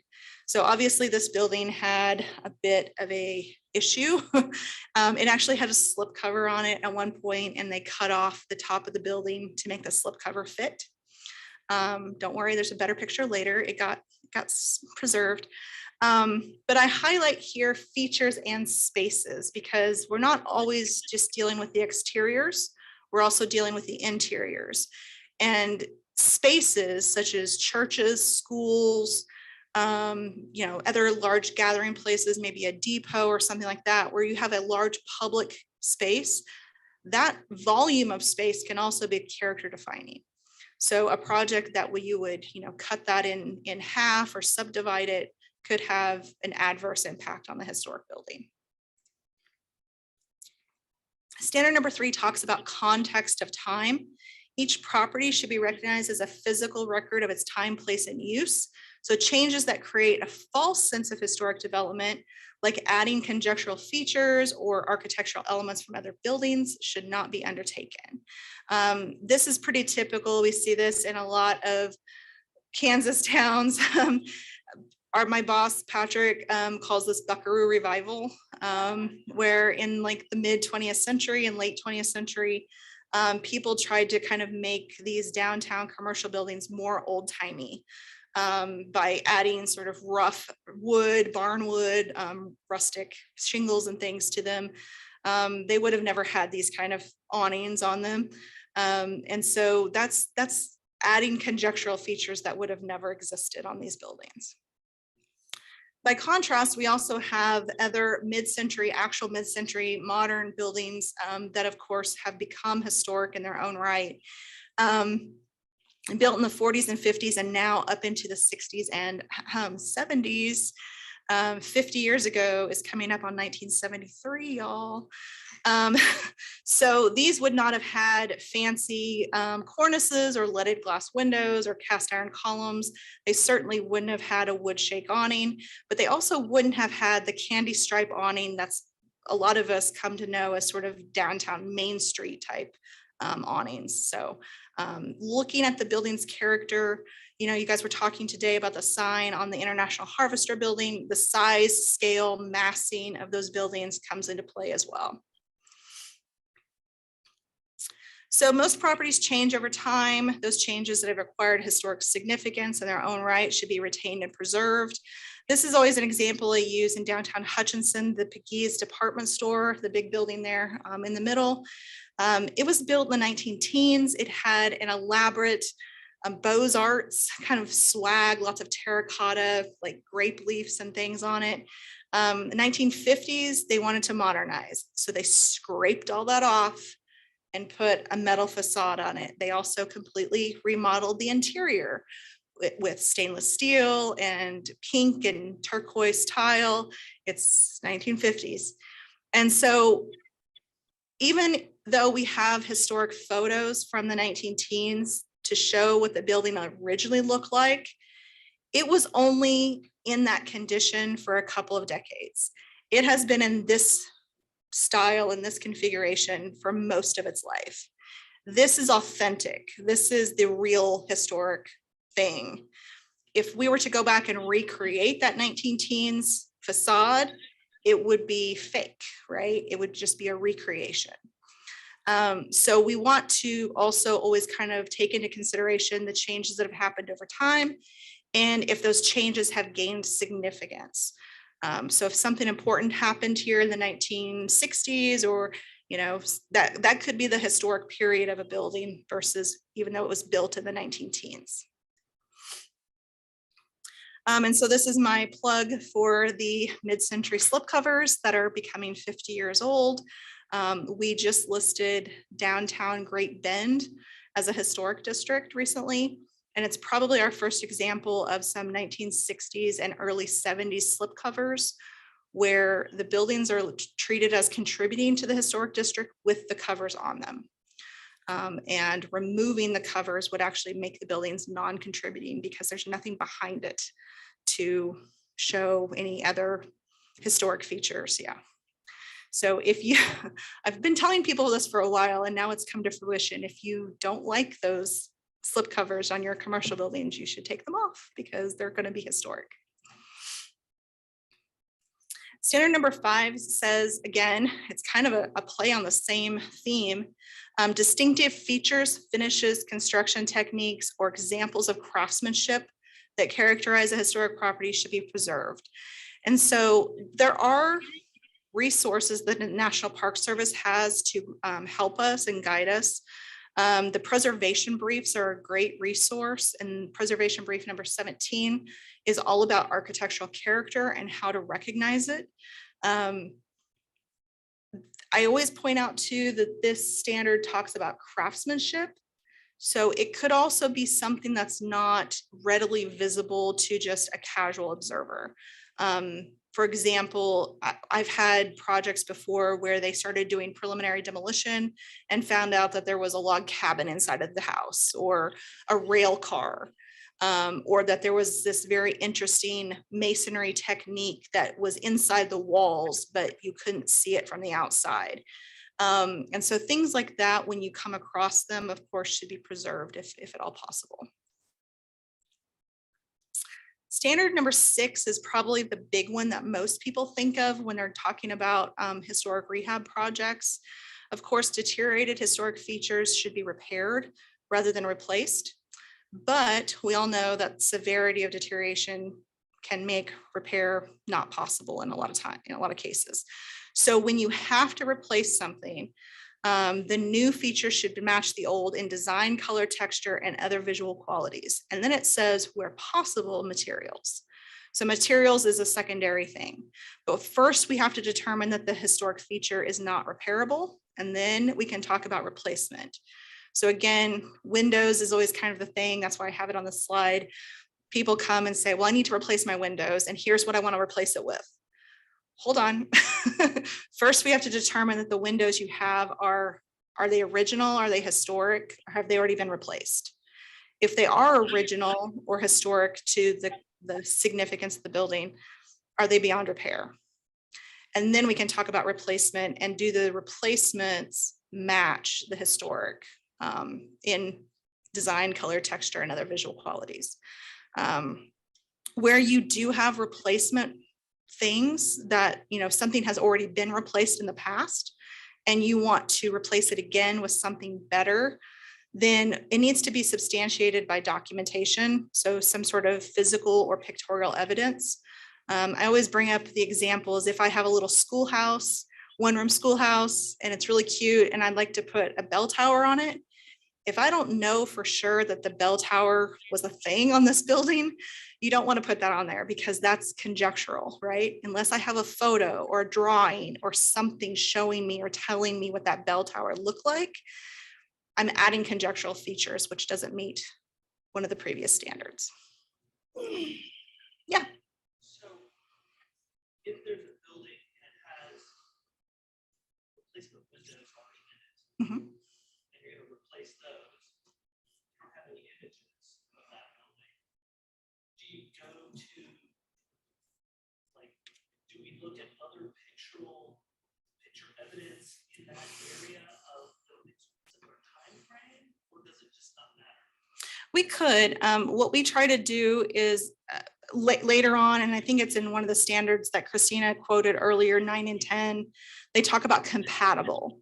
So if you don't know what was their original, the replacements, are not good, they're not compatible. You would not have approved them, whenever they were placed before. You want to go back with something that's better. So you do try to look for something that's compatible. And a lot of times you just want to keep it kind of simple. Like windows, you might just go for a 1/1 because that's just sort of the vanilla middle line. You don't want to go with leaded glass or steel casements or something, not knowing what was there originally. So yeah. But yeah, looking at other buildings is a good way to do that. So remember this building, obviously the restoration of the cornice and the gable points on the parapet. was based on documentation.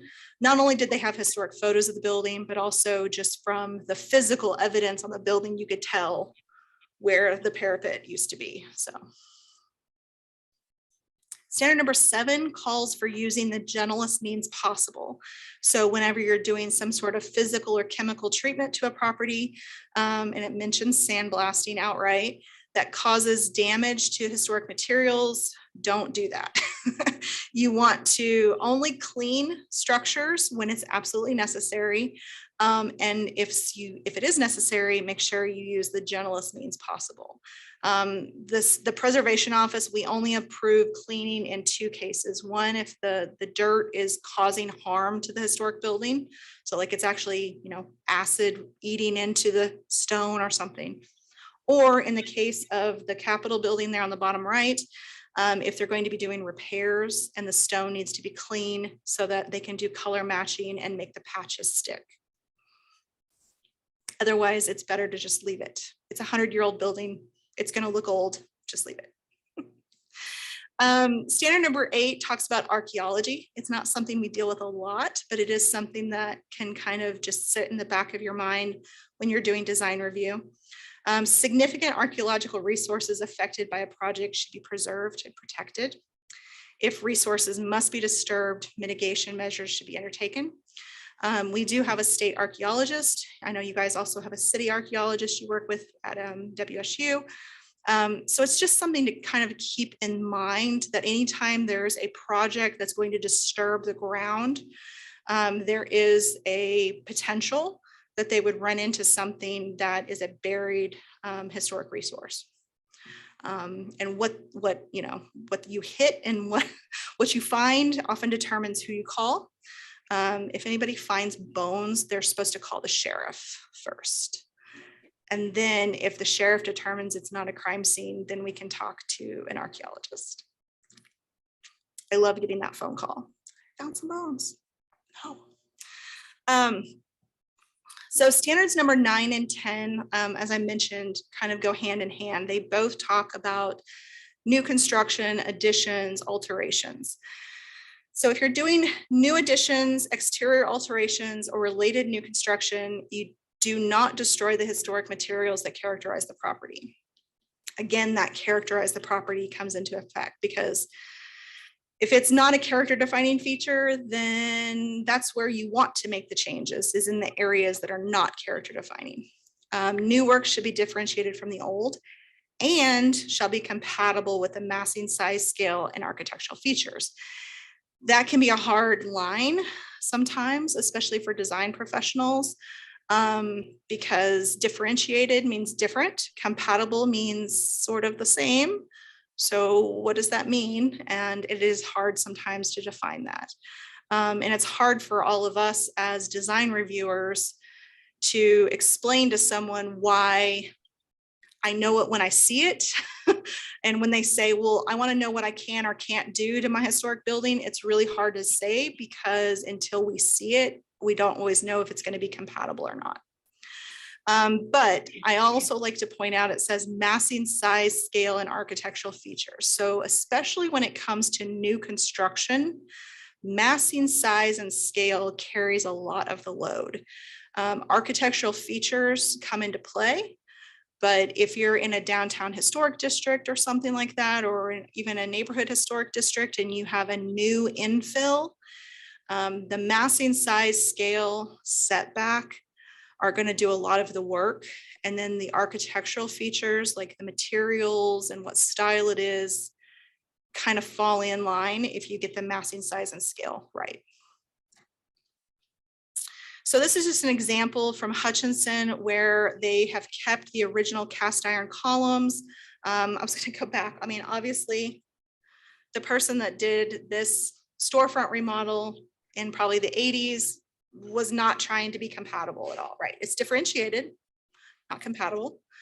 But the new storefront is trying harder to be compatible. You've got a bulkhead, display windows, a transom window, paired entry doors on the left. Even though the storefront on the right has been modified, there's still enough features there that they could kind of tell what the original probably looked like. And they also had historic photos. So within a downtown historic district or a neighborhood, again, if you have a new construction or infill, you're looking for, is this compatible? Is it differentiated? Differentiated can often be something just as minor as materials or size and shape of things. I mean, I think if you had if this was in downtown Wichita, what do you guys think? Would that be something that you would find compatible? Would it be differentiated enough to determine that, you know, nobody would think it was historic if they really looked at it hard? Yeah, those are all new. And then standard number 10 says that new additions, adjacent or related new construction shall be undertaken in a manner that if removed in the future, the essential form and integrity of the property and its environment would be unimpaired. So we kind of talk about this as the hyphen. If you're doing a new addition to a building, you want to just touch it as minimally as possible. A lot of times I use the Eaton Hotel as a good example of that because the new addition is just connected with a hyphen at the back. Also going back to standard number 9, that new addition is compatible. You know, it's obviously tried to mimic some of the details of the Eaton, but in a much more simple sort of flattened way so that nobody's going to confuse it to be an actual, you know, 1880s, 80s, 1890s building. Rooftop additions are a little bit of a different thing. The National Park Service does not recommend rooftop additions for anything less than a 3-story building. And if you are going to do a rooftop addition, they want you to keep it back from the exterior sides of the building. So that really when you're just walking down the street on the public right of way, you don't notice it. So on several of the buildings in Old Town, where we've done tax credit projects, they have rooftop additions. And if they've gone through the tax credit process, that's what we hold them to, is to hold it back from the sides so that it doesn't overwhelm the building.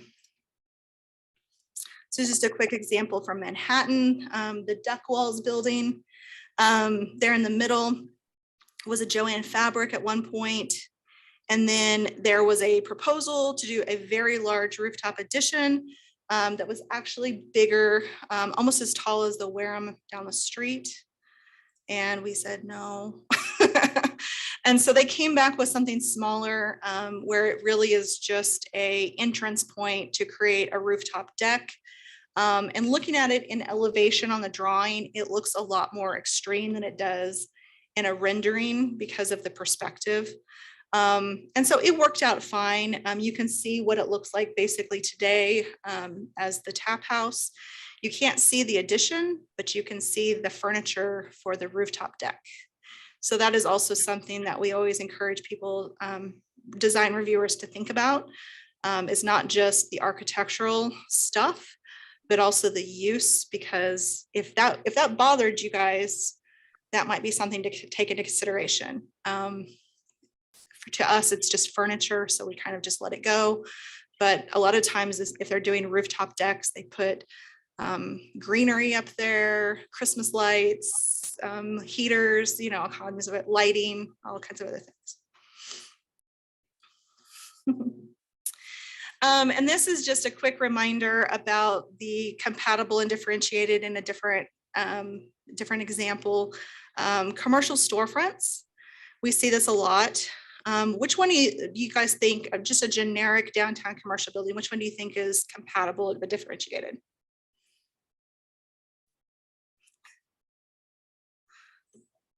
Which one of these do you think meets the standards the best? Compatible but differentiated for an existing building? Mm-hmm. Top right. Yeah. Sorry about the pop quiz, but yeah, so the one on the left is what we see a lot in downtown Topeka, which is not my favorite, the dark metal with a dark glass. So it really creates sort of a black hole. And the whole purpose of a storefront is so that you can kind of look into the windows as you window shop and go up and down the street. And so that closes off the storefront from the street. The bottom is a very flat storefront material, and it doesn't have the right proportions. So historically, a main street or a downtown commercial building would have a bulkhead, like you can see in the upper right here, large display windows, and then a single transom across the top. The one in the bottom middle, of course, has no bulkhead, glass, glass, glass, and then this weird sign board in the top. So just a couple things to finish up with. The National Park Service, as I mentioned, is the federal partner in the CLG program. They have a lot of resources on their website, including these things called interpreting the standards. We all know the standards that we just went through are incredibly vague because they have to be. They're for every type of property that's listed on the National Register, including bridges, locomotives, steam shovels, ships, airplanes, all kinds of things. Obviously, we mostly deal with buildings, but yeah. So the ITSs are there, the preservation briefs, and the Park Service just redid their website. So if you haven't been there recently, it looks different. I haven't gotten used to it yet. But if you look for something called preservation by topic, it is an index to all of those resources.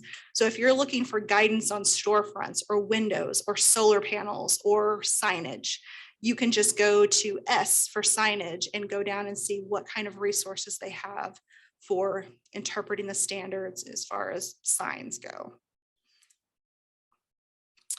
And I also was one of the things that we talked about with Christina earlier.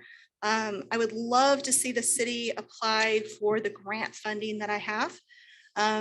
One of my hats is the CLG coordinator. One of my other hats is the grant manager. So the federal National Park Service, not only are they the federal partner for the CLG program, but they're also the main revenue source of the State Preservation Office. So we apply every year for an allocation of funding, and then we are required to pass through at least 10% of that to the CLGs every year. So we do have at least one grant round every year that we put out a solicitation and say, CLGs, please tell me, what would you like to spend money on? And I will give you a grant. Applications will be posted soon, probably by the end of the year or early January, and they'll be due in March, and then awards will be announced in May. Those grants just have to be finished up by the end of September 2024, and there's a possibility of an extension just because the Park Service has been giving us a little bit extra time. But we are looking to do projects that will facilitate the things that you want to see done in your community, things that will help you toward your goals. So for one thing I recommend is becoming a member as a city of the National Alliance of Preservation Commissions, because they do offer trainings like webinars and things. And if you're a member, then the Preservation Commission gets free webinars and things. You also get newsletters and all kinds of access to things.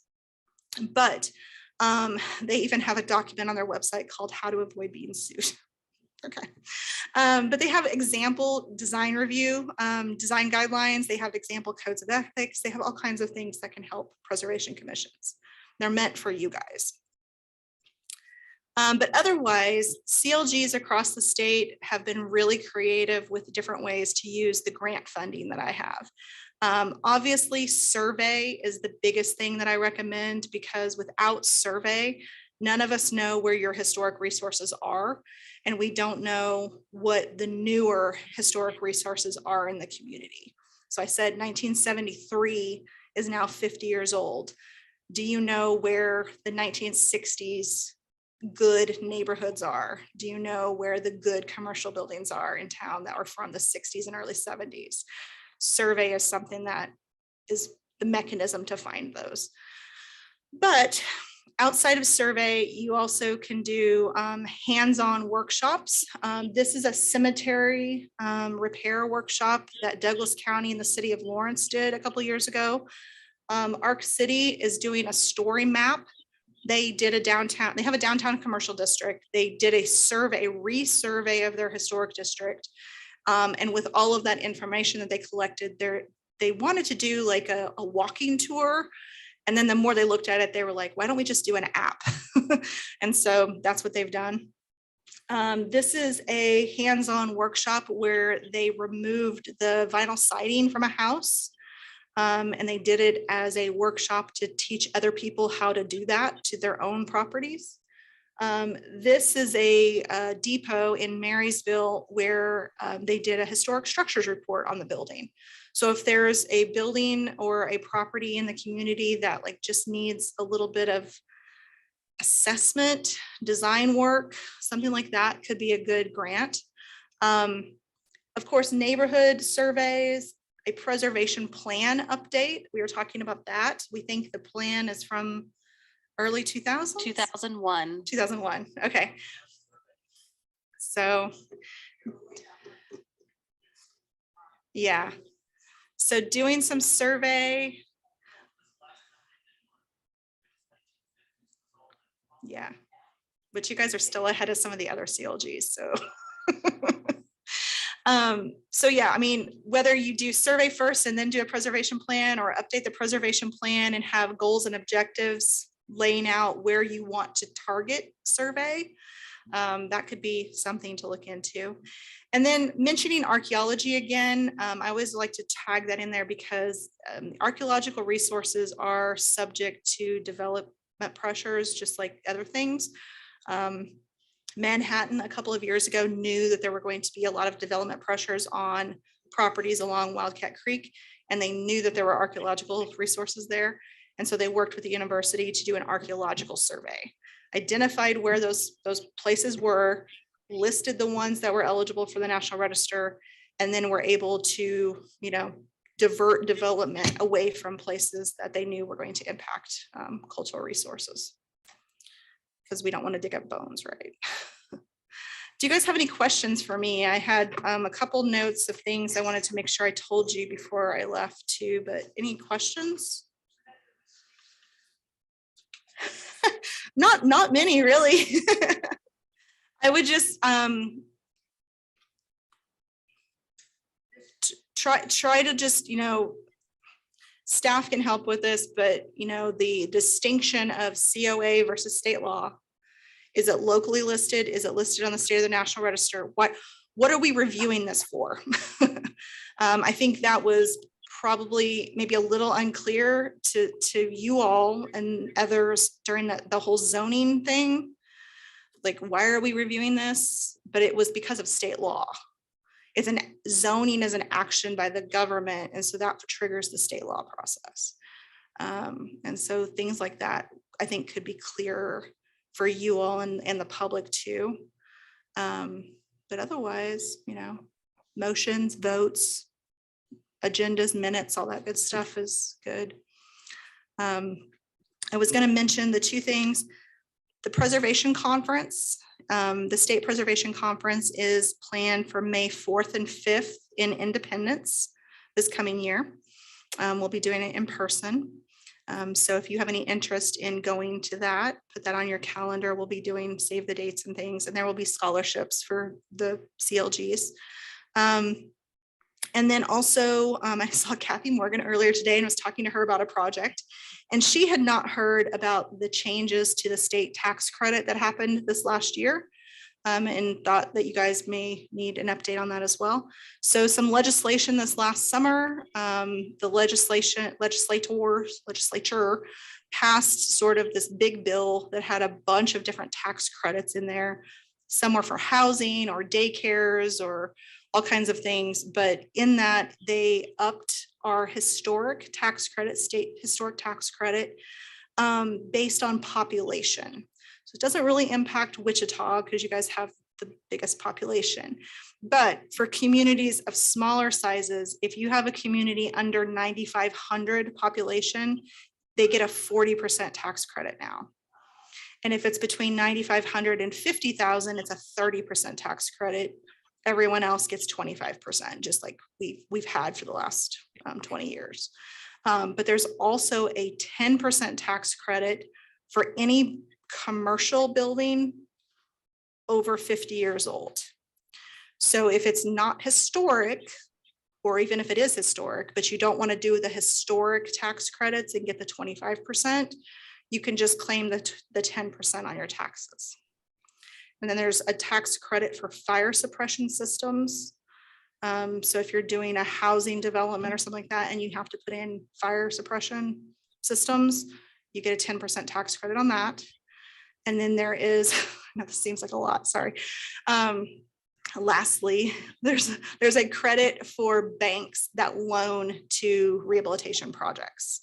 So usually they have to pay taxes on the interest that they earn on those loans. And the new thing is that they only have to pay half of that tax if they loan to a historic rehab project. So there's some good stuff going on. That's not stackable with the historic, no, it's an either or. Basically, it's if you don't want to do the paperwork or you don't want to mess with meeting the standards, which is not ideal from our standpoint, but. It's just a straight up 10% no matter how you did the work. Yep. Yep.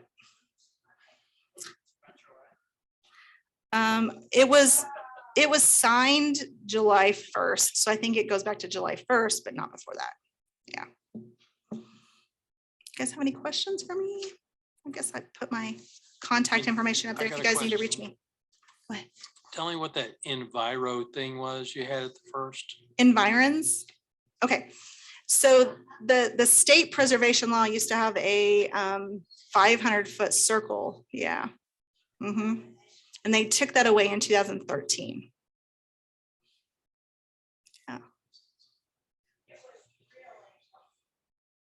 Yeah. Depending on your perspective, yeah. But there are other communities that have that at the local level. So that, like Kansas City has a local environs. I think it's 250 feet.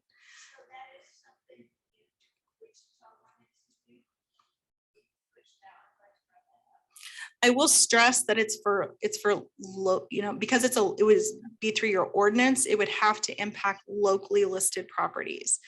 And that is something I brought up to Christina. Not that I'm expecting it, but I've been saying this for like 10 years because I don't want you guys to be taken by surprise if this happens. But if the state law goes away, your local ordinance, the COA process, only applies to locally listed properties. It does not apply to properties that are on the state and the national register. So to protect the historic properties in your community, you want them to be on the local register. That being said, it's hard to encourage people to list their properties on the local register because there's no tax credits, grants, that's it, things to entice them.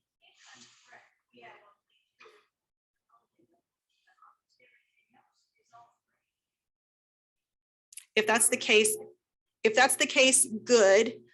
My counterpoint to that is, why are you not doing a COA review then on every one of them?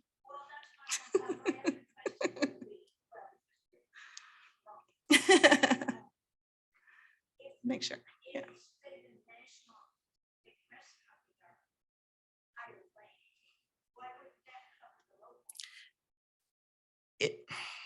I'm going to turn to the attorney. My understanding is that, yeah, it has to do with like due process and things like that. You can't impose regulations on people, without them knowing what they're getting themselves into. So, for example, yeah, we don't want to ever put something on the local register automatically just because it's on the state or the national register, because it is a different regulation. It's a different law that they would be subject to. And so it needs to be their choice to put it on the local register.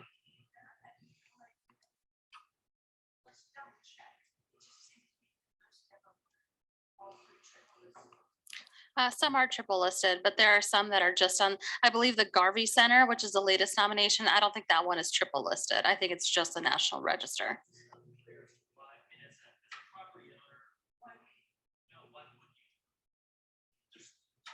But there's no tax break if it's on a local. Yeah. There's only more restrictions. So there's no reason to Well, I'm just going to put this out here because, again, Kansas being special with our state law, I think it's since the 1980s, it's been like the state has the carrots and the sticks. And we at the local level are just here to kind of facilitate. And that's a nice position to be in. None of the other states do it that way. If you go to South Carolina, New Orleans, Boston, their preservation commission has all the power, all the control. The state preservation office does nothing except for administer the National Register and the tax credit programs. They do not do any kind of design review at the local level. So Kansas is very different in that way. And I think it has meant that the local preservation programs have not developed fully. Yeah. Yeah. Because if you're in Charleston and you really care about your historic house, you will put it on the local register. You will make it subject to local design review because you want to protect it. You might get a property tax rebate or something like that, but putting it on the state or the national register is just nice. It doesn't come, they don't have a state tax credit. They don't have any, other incentives. Kansas is great that we have this state tax credit, but it means that most people go for state and national register listing and don't want it to be on the local register because they don't want the added regulation. I think there's a local, did you say, Christina, there's a local? Yeah, we have a revolving loan program where, which can be forgiven if you meet a certain income threshold, but I haven't seen it utilized here. I've seen a couple of people who are eligible for it, but they're like, it's a loan, it's not a grant, so. And I think change that.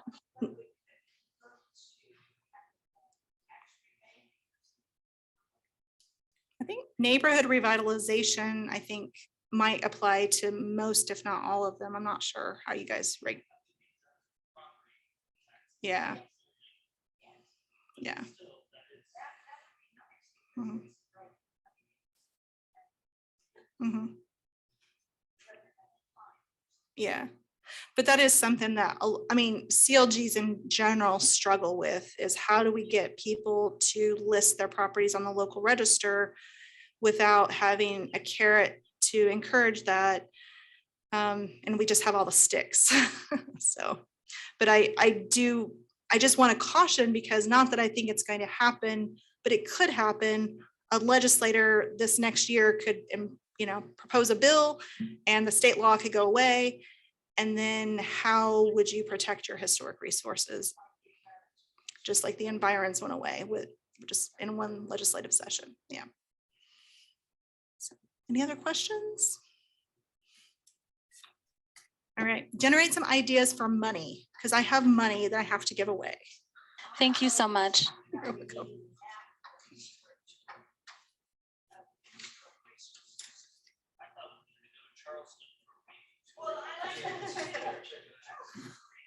Can we have a motion to adjourn?